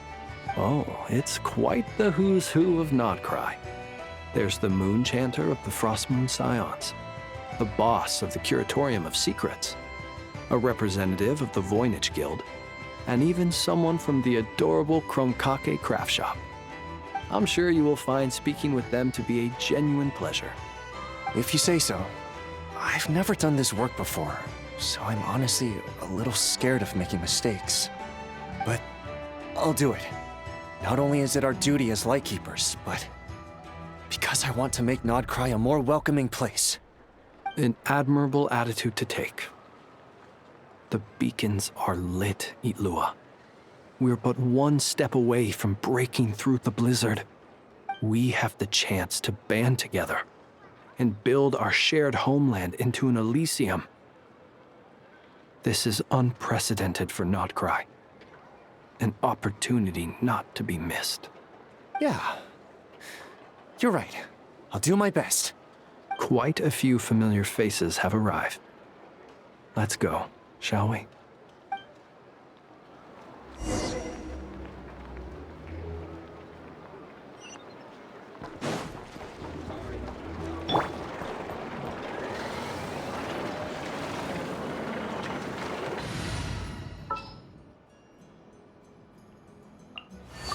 I will follow where you lead.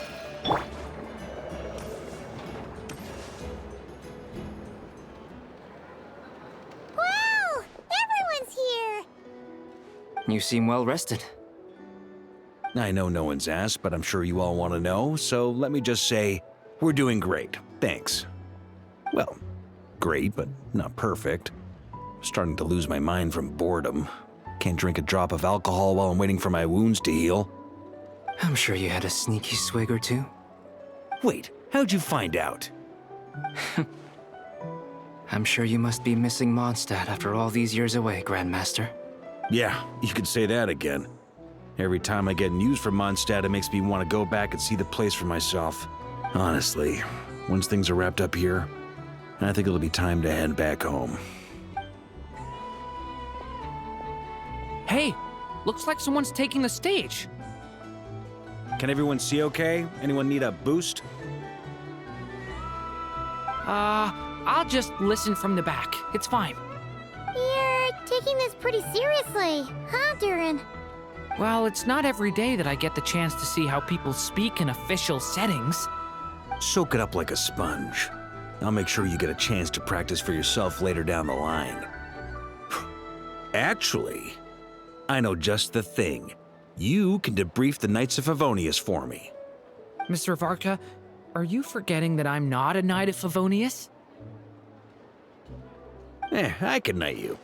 Any particular title you'd like? Is he joking? I really can't tell. You'll have to figure this one out for yourself. It'll be a good learning experience. It is my honor to host the opening ceremony for the League, and to have this opportunity to speak to you all in my capacity as Voynich Guild representative. Could this person also have been pushed onto the big stage by the real big shots? Guess I'm not the only one then. We come here today, having weathered the trials and hardships of yesterday, and having learned from them the importance of unity and cooperation. All right, here we go. Uh-oh, looks like Aino's off in Dreamland already. Wait, Boss is looking kinda drowsy too. What's up with her? Come on, get this speech over with already. Nod-Krai is our home, the land we rely on for survival. And as we chart a course for the future, may we persevere through the storms ahead as we sail towards a new era of prosperity, freedom, and hope.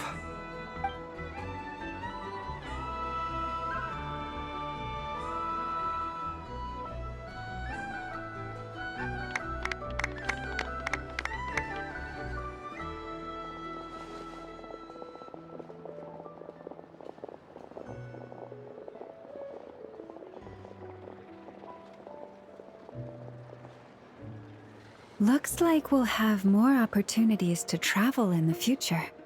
I'm sure you'll cope, Lady Moonchanter, given how fleet of foot you are. Unfortunately, I suspect I'll be too busy at the Curatorium to act as your host.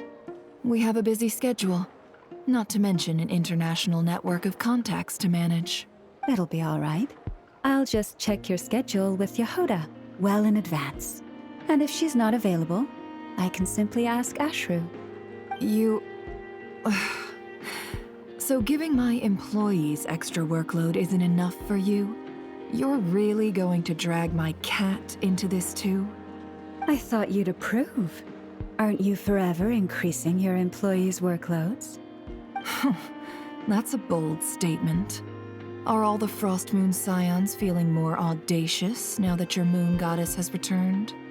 Columbina's return has brought joy to all who care about her. That includes both you and me. As for the Frost Moon Scions, we are learning how to thrive independently, without relying on the moon goddess. It is up to us to make our home a more livable place.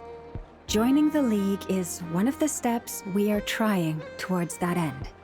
I like the word try. It's nice and non-committal. You can opt out at any time and still say you tried. You don't see a bright future for the Frost Moon Scions? Or did you mean the League? I'm just not as optimistic as you. The Frost Moon Scions should count themselves lucky that they have a leader as stubborn and enterprising as you. But Nod-Krai's a big place, with all kinds of people. Most of them don't enjoy answering to a leader, or even listening to reason.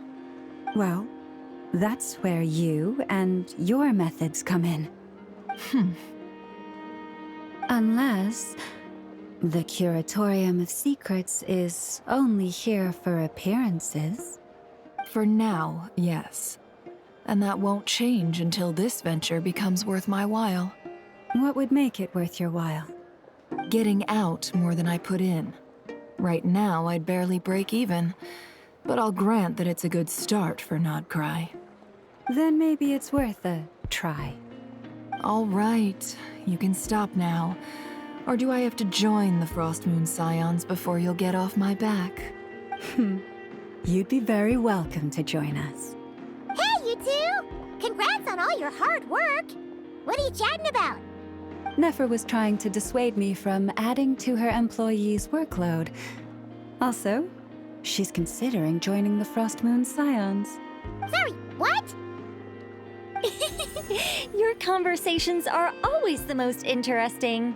Would you two care to join me for some tea before heading to your next destination?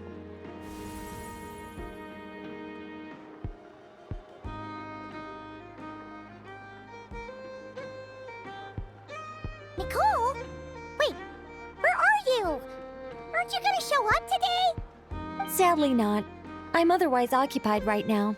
I'm sorry, Paimon. I can hear how disappointed you are. If it's any consolation, let me say that how things appear on the surface is a far cry from what they are at their core. Perhaps you'll feel better if you focus on the fact you have a special line of communication with the great mage herself. Okay? Has something happened? No, or not yet, anyway. Well, that's not ominous at all. Not for the time being.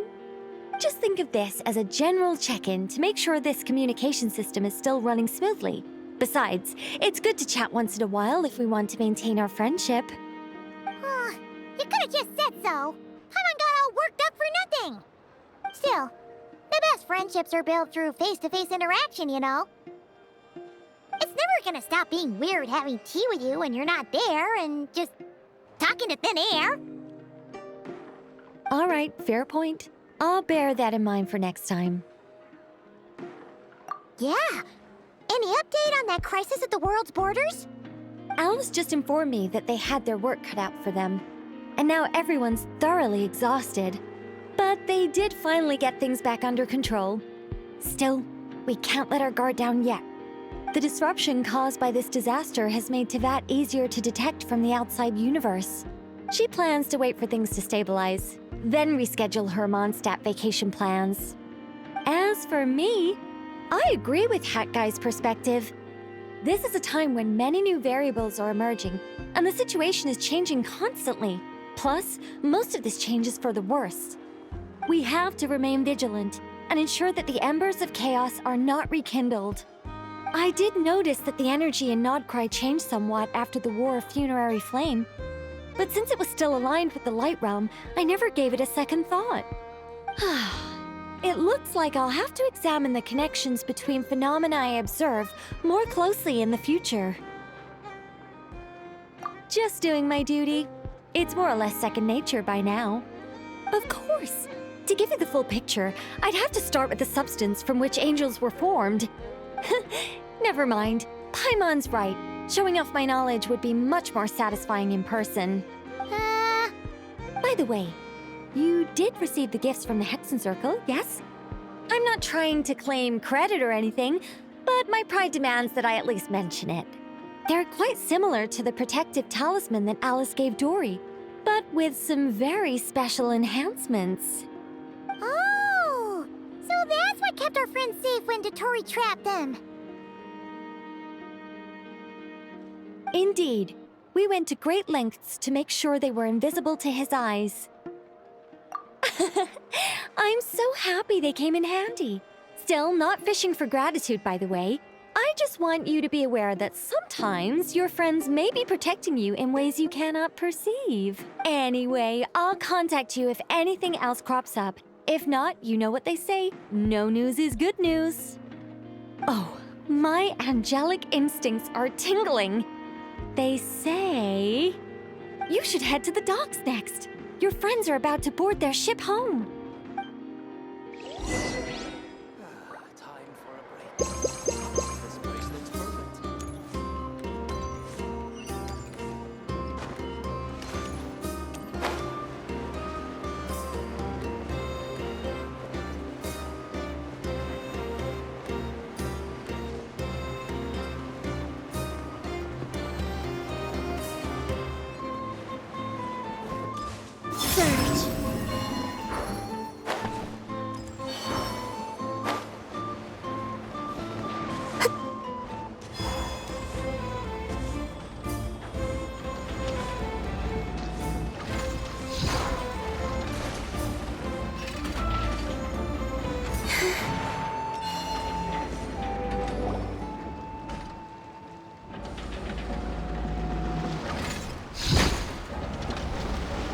You're here.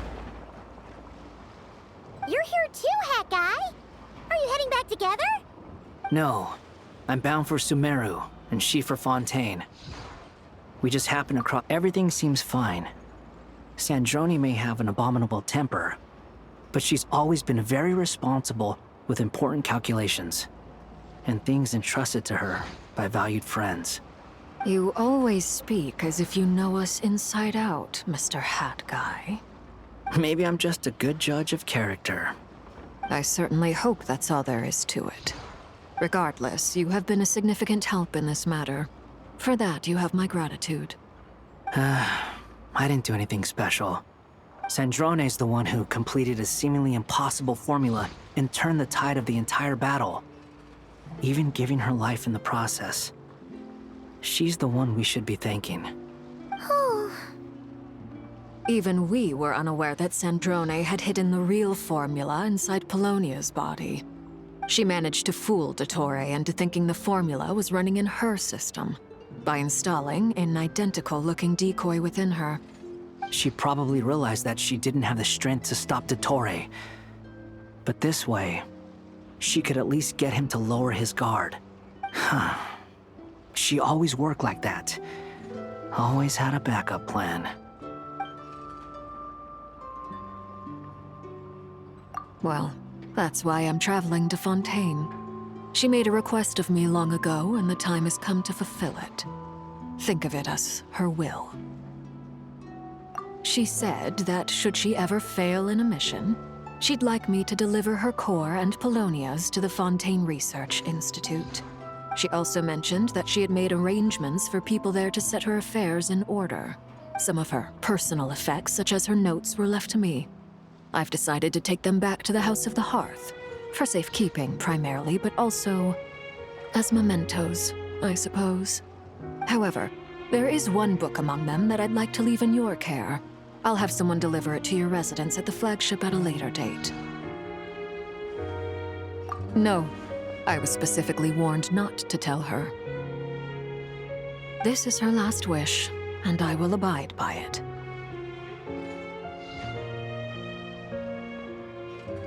I can only hope so, but none of us here can know for certain. I bade farewell to Columbina earlier today. As promised, she turned the iridescent moon's marrow over to me. She spent a long time with Sandrone's body, saying her goodbyes. Oh, is she alright?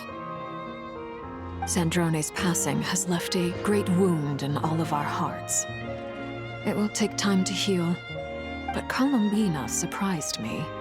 She offered me some words of comfort before I departed. Despite being grief-stricken herself, she showed an awareness of the feelings of others around her. She never used to act like this. Clearly, she has grown. And I suspect that we have you to thank for much of the change we are seeing in her. After these recent events, the Tsaritsa has revoked the Pale Star Edict. Snezhnaya now realizes that the arrest warrant for Columbina was just a ploy by Dottore, who coveted her powers.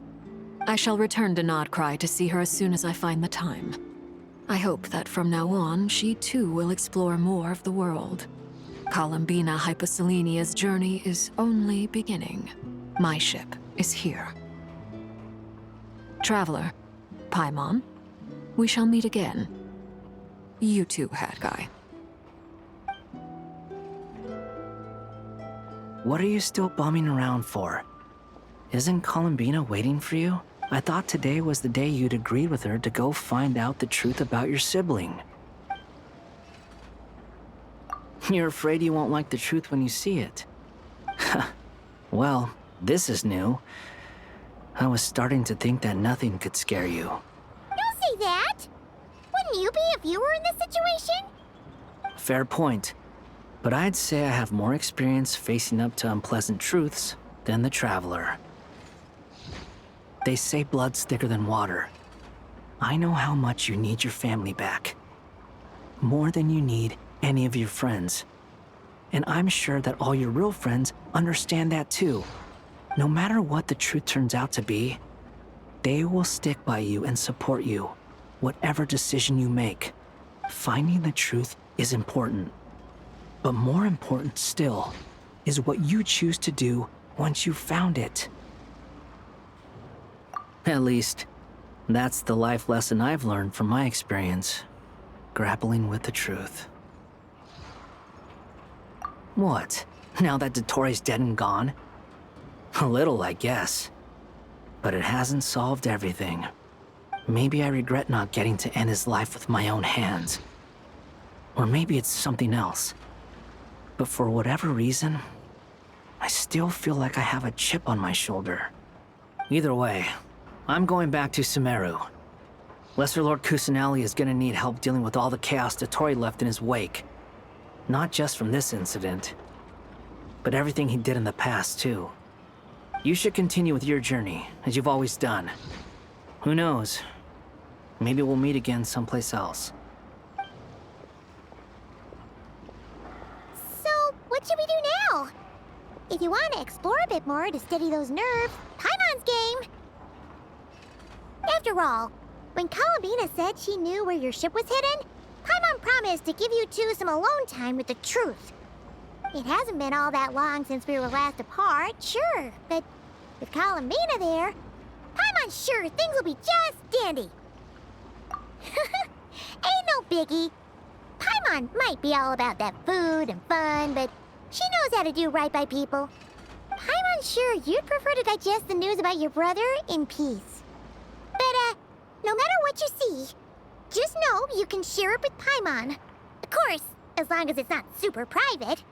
If you can't make sense of something, let's give it some thought together. And even if we both can't figure it out, Paimon can at least treat you to a nice meal. Glad to hear it. Feel better now? Alrighty. Next up, time to meet with Columbina.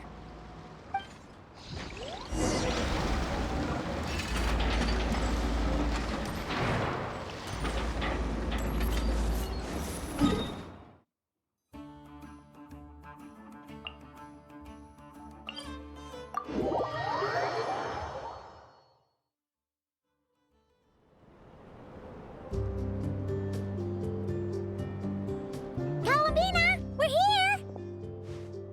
Can't quite believe we're meeting out here. We've gotten used to walking over to Silver Moon Hall whenever we go see you. Well, you're still welcome to go there whenever you want to see me. It's just, now that it's all over, I've decided to make some changes. Try and fit in with the Frost Moon Scions, like Lama suggested. The older generation are still timid around me. They don't dare get too close, and they bow their heads when I walk by. But things are much better with the children. I see more curiosity in their eyes.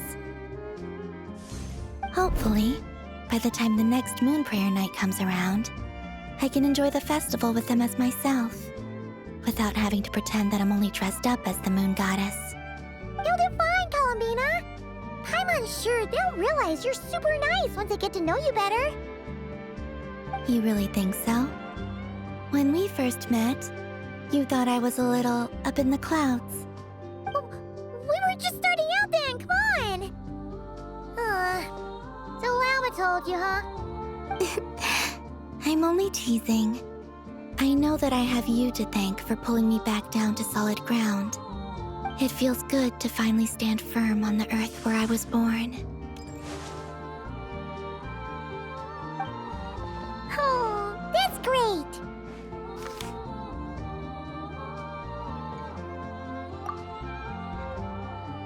Thank you. I'll make sure not to lose it this time. Well then, are you ready? Ether, what happened to our spaceship back then? Why did you leave? It's time to learn the truth at last. I'm ready as I'll ever be. Good. Then let me open the way for you.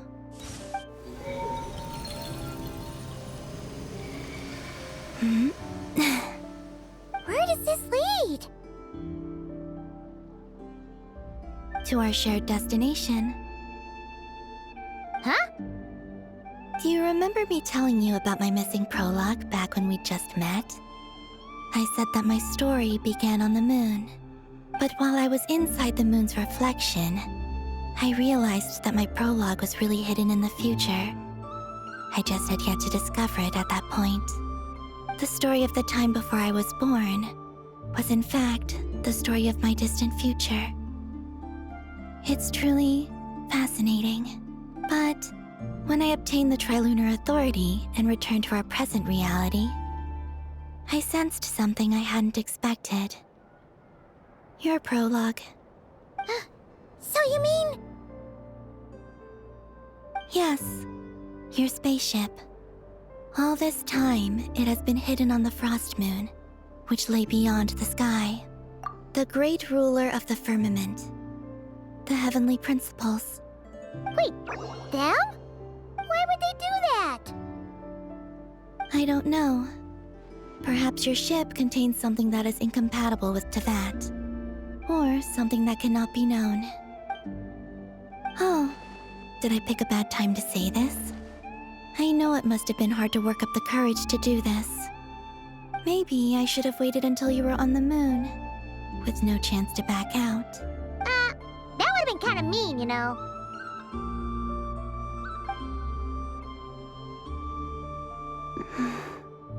Take me there. Oh? Whatever is hiding in that ship, it belongs to me and Ether. Those memories belong to us. No one else has the right to decide whether I should or shouldn't know about it. Not even the heavenly principles. Very well. Then let's go. Yeah, you two take care, alright? And don't forget to come back soon! Rest assured, Paimon. We will. Traveler, after you. Thinking about the story that we'll find hidden on the moon? Yes. And hoping that it has a happy ending. Stories like that don't exist, you know? You don't believe in happy endings? I don't believe in endings.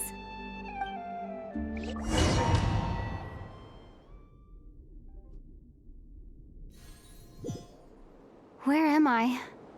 This is the pathway I built between Teyvat and the Frost Moon. The moon is very far away from us, so it could be a long journey.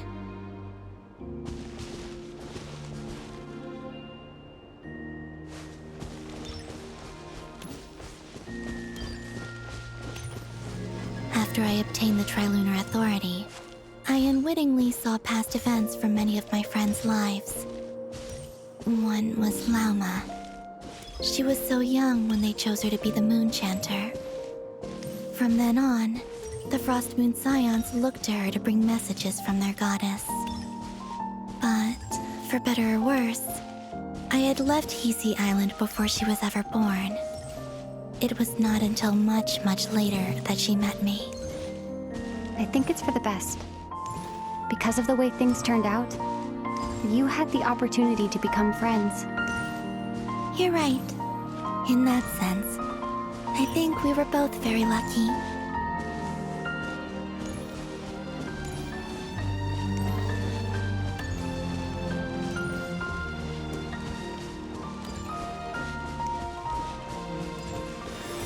Oh, and about that mage, Nicole. I only recently learned that she has lived in Neuvillette since the time of the Three Moon Sisters. The moon goddesses always had a good relationship with the angels. I suppose our friendship continues that tradition.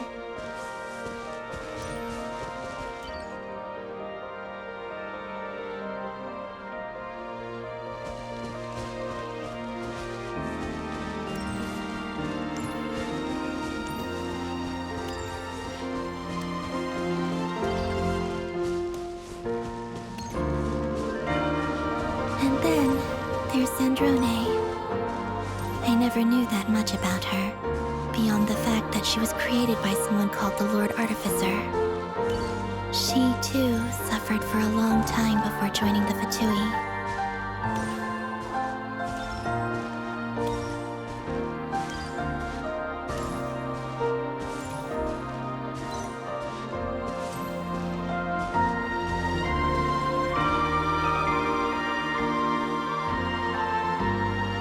How I wish I could talk to her again, even if only to hear her say nasty things to me.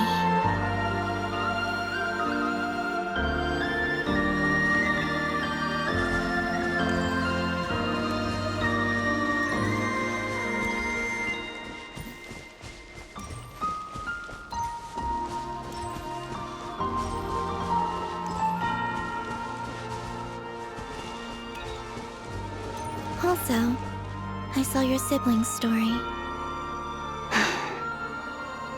I'm afraid I didn't see much. It seems that he rarely came to the surface, where the moonlight shines.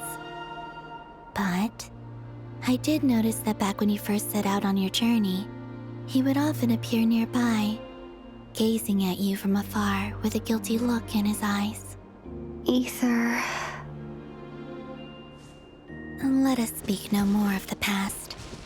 I probably shouldn't reveal so much about my friends. It's not my place. Let the moonlight carry us forth.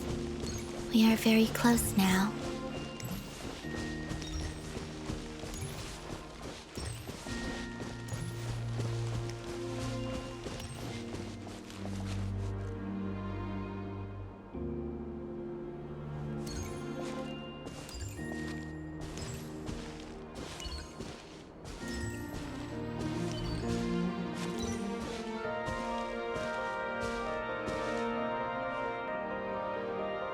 After this, I'd like to bring some Kuhenki to the moon as well. If they're willing, of course. What about your other friends? Will you bring them to visit too? Certainly. But I'll need to tidy the place up first. This home hasn't received any guests in a long, long time.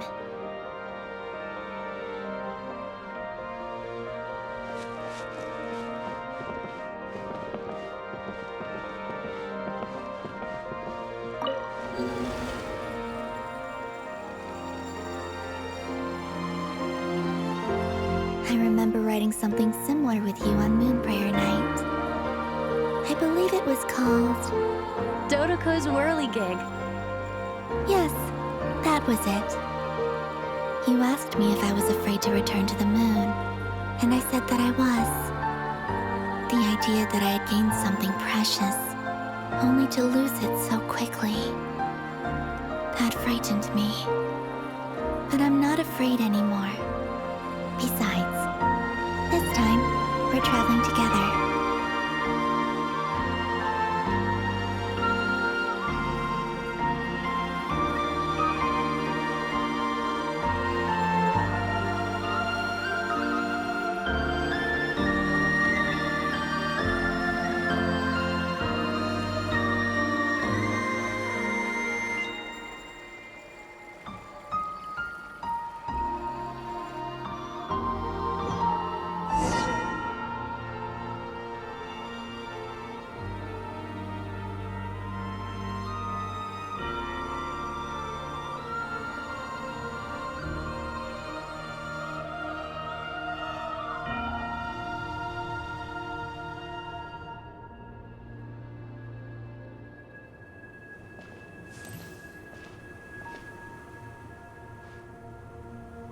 We're here.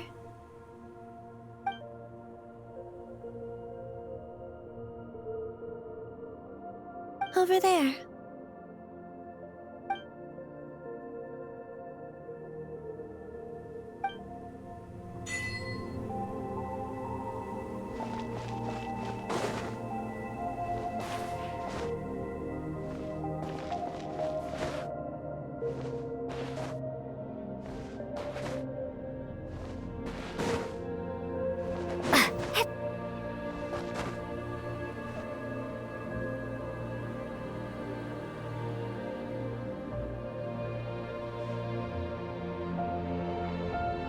Our spaceship.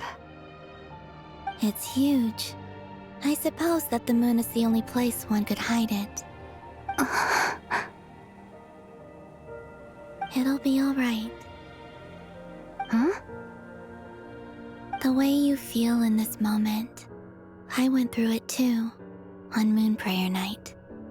The door was right in front of me, but I struggled to find the courage to step through. Solitude for me once meant living a life in which even I was absent. Before I met you, that was the only life I knew. But that night, solitude meant throwing away the life I had gained after meeting all of you. Columbina. Go. Retrieve the part of your life that was once lost. Trust me, you will lose nothing by doing so. Look, Teyvat is right there. All of our friends are down there, waiting for us. You're right. Thanks, Columbina.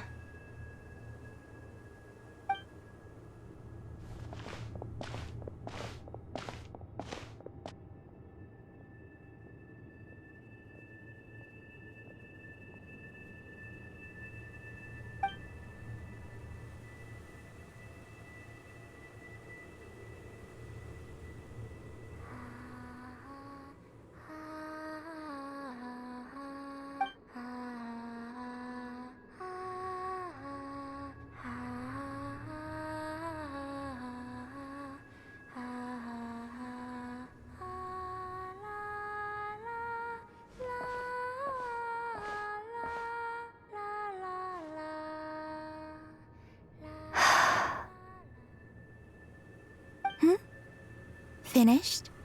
Yeah. Why did you take your eye mask off? Well, since my return, I've decided to take more opportunities to see the world with my own eyes.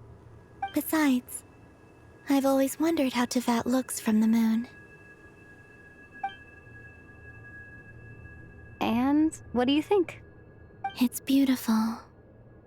I could spend a whole day here just gazing at it. What about you? What do you think of the truth you found? I haven't looked at another person's expression in a long time, but I think yours is saying it was neither good nor bad. Keep this up, and it won't be long before you give Nefer a run for her money. Oh, I don't think that's going to happen. I'm much more used to sensing what's going on around me with Kuvaki. I think I'll save my eyes for seeing special moments I really want to remember. I read the spaceship's flight logs. I always assumed that this was my first time in Teyvat. I thought that Ether and I must have been hibernating in space for centuries on end. But the logs show that our spaceship flew over the skies of Teyvat once before. A long, long time ago. Flew over? So you didn't land? No. The ship barely came to a stop before flying on again. After that, it continued traveling through space for a long time. Some of the data is corrupted, but I suspect that it kept flying for thousands of years. It was only after that that the ship made a forced landing in Nod-Krai. When Ether found me, he came from outside the ship. Could this mean that he left the ship long before I did? Maybe even during our first pass over Teyvat? Are you alright? Yes. I can feel that the truth is coming together, one small piece at a time. I remember Ether telling me that when he first arrived in Conria, he could not recall the past. So this might be something that even he doesn't know.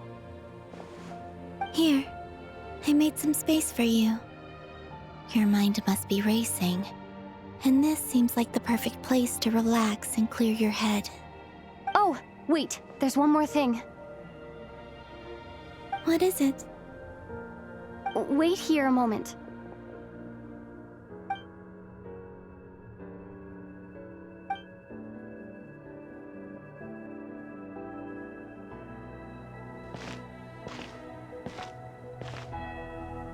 Hey, Columbina.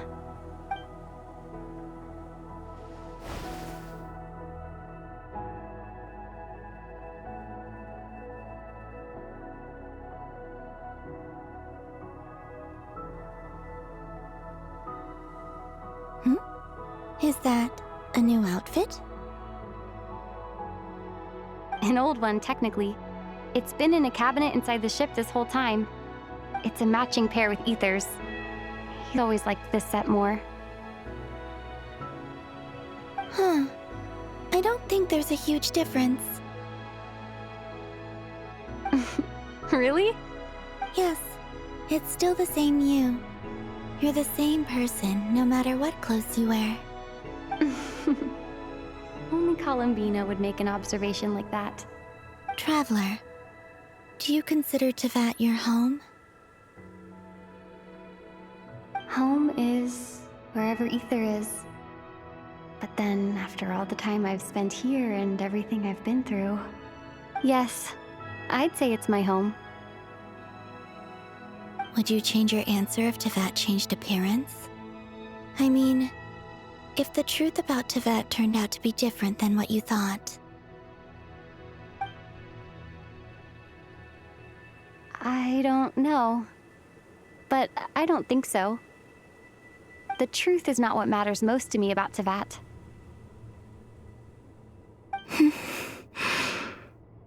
When I was first born, I longed for a home. And when you get something before you're mature enough to understand the world, you just take it at face value. I thought that a home was a transaction. You give me what I want, and I'll do the same for you. But you and your friends taught me what a true home should look like. You never asked for anything, yet you gave so generously to me. That's because your friendship matters to us. It was worth it. In the past, I thought that my birth in Nod-Krai must have been a mistake. But after journeying to the distant past where the story began, I realized that it was I who chose Nod-Krai to be my future home. Now, I am glad that I made that choice. I'm sure your friends are just as glad. In fact, I intend to make the same choice today as I did back then. What do you mean? Well, I've given the Eternal Moon's Marrow to Lauma, and the Iridescent Moon's Marrow to Arlecchino. And now, I shall return my Kuvagi to Nod-Krai again, that it may continue to protect my chosen home. Wait, but what about your body? Oh, are you worried that I'll disappear again? I won't. Not this time. The Frost Moon has now entered the fall sky, and I am the Tri-Lune Goddess. I am only returning to Nod-Krai the part of me that it needs. I am giving what I can, because my home is worth it. Oh, and I have something for you, too. For me? Yes. Come closer.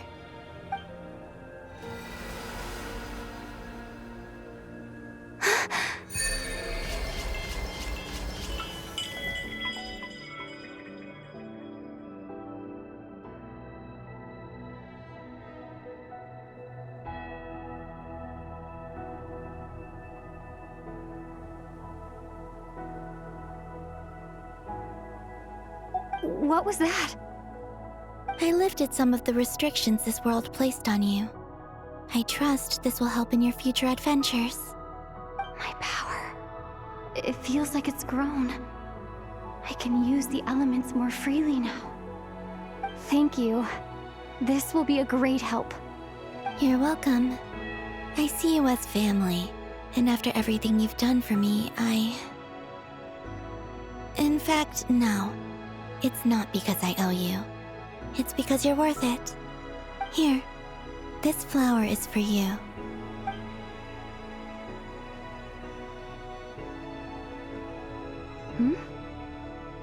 Isn't this a moon prayer blossom? Yes. Don't worry. You will never see these flowers lose their color again. I'm finally discovering the joy of giving. How I wish I'd learned this sooner. Hey, better late than never. What are you thinking about now? Why don't you take a guess? You get 1 shot. I don't think I'll get it in one guess, but I'm sure it's a happy thought. That's kind of a sneaky answer. I can't say you got it wrong. Down into that, the moon seems so far away. I felt it might always lie beyond my reach. But on the moon, everything feels so close by. The haze that once enshrouded the skies has finally been dispersed. I feel like a traveler on a winter's night, starting a new chapter in my tale by the warmth of a bonfire. I don't have a lot of luggage, but I do have a lot of hope for the future. Well, what's next? Next? To start with, I want to stay here just a little longer. After that, let's return home and continue our journey.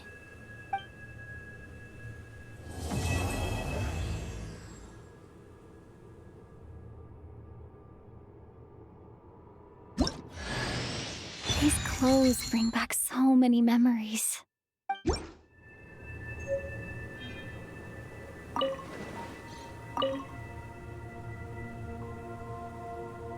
The journey goes on, for you and for me. Like I said, this is not the end. I don't believe there has to be an ending. Oh, is that your next destination?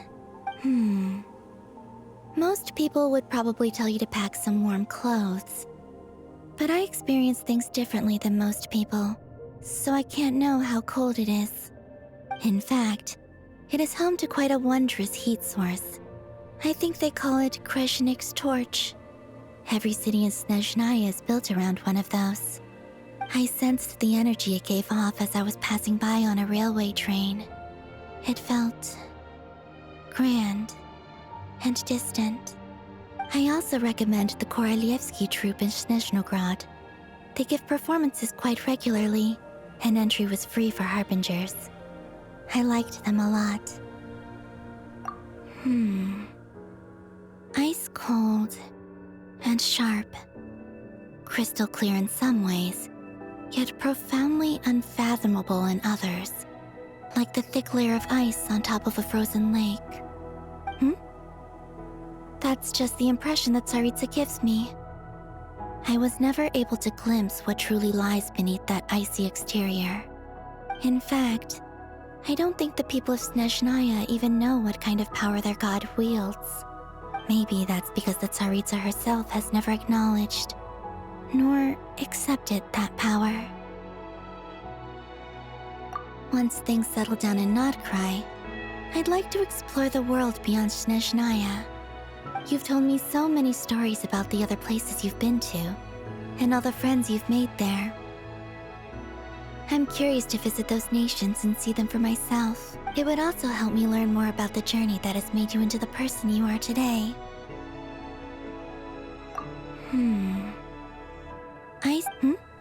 In fact, maybe that's because the Tsaritsa herself has never acknowledged, nor accepted that power. There's Regrator, the Rooster, and the Jester. Between them, they control a lot of what happens in Snezhnaya, but I can never wrap my head around how exactly power is split between them. I just know they are each responsible for many specific domains. I noticed that the Rooster and Regrader often appeared to get along on the surface, while working against each other in secret. And theirs is not a friendly rivalry. But I wasn't particularly interested, so I tended to keep my distance. Now that I think about it, the term Mistelton often seemed to come up in connection with Project Stuja. Okay. As you continue on your journey, don't forget to gaze up at the moon once in a while. It is, after all, no longer an illusion. It shall cast down its true moonlight, connecting us in truth.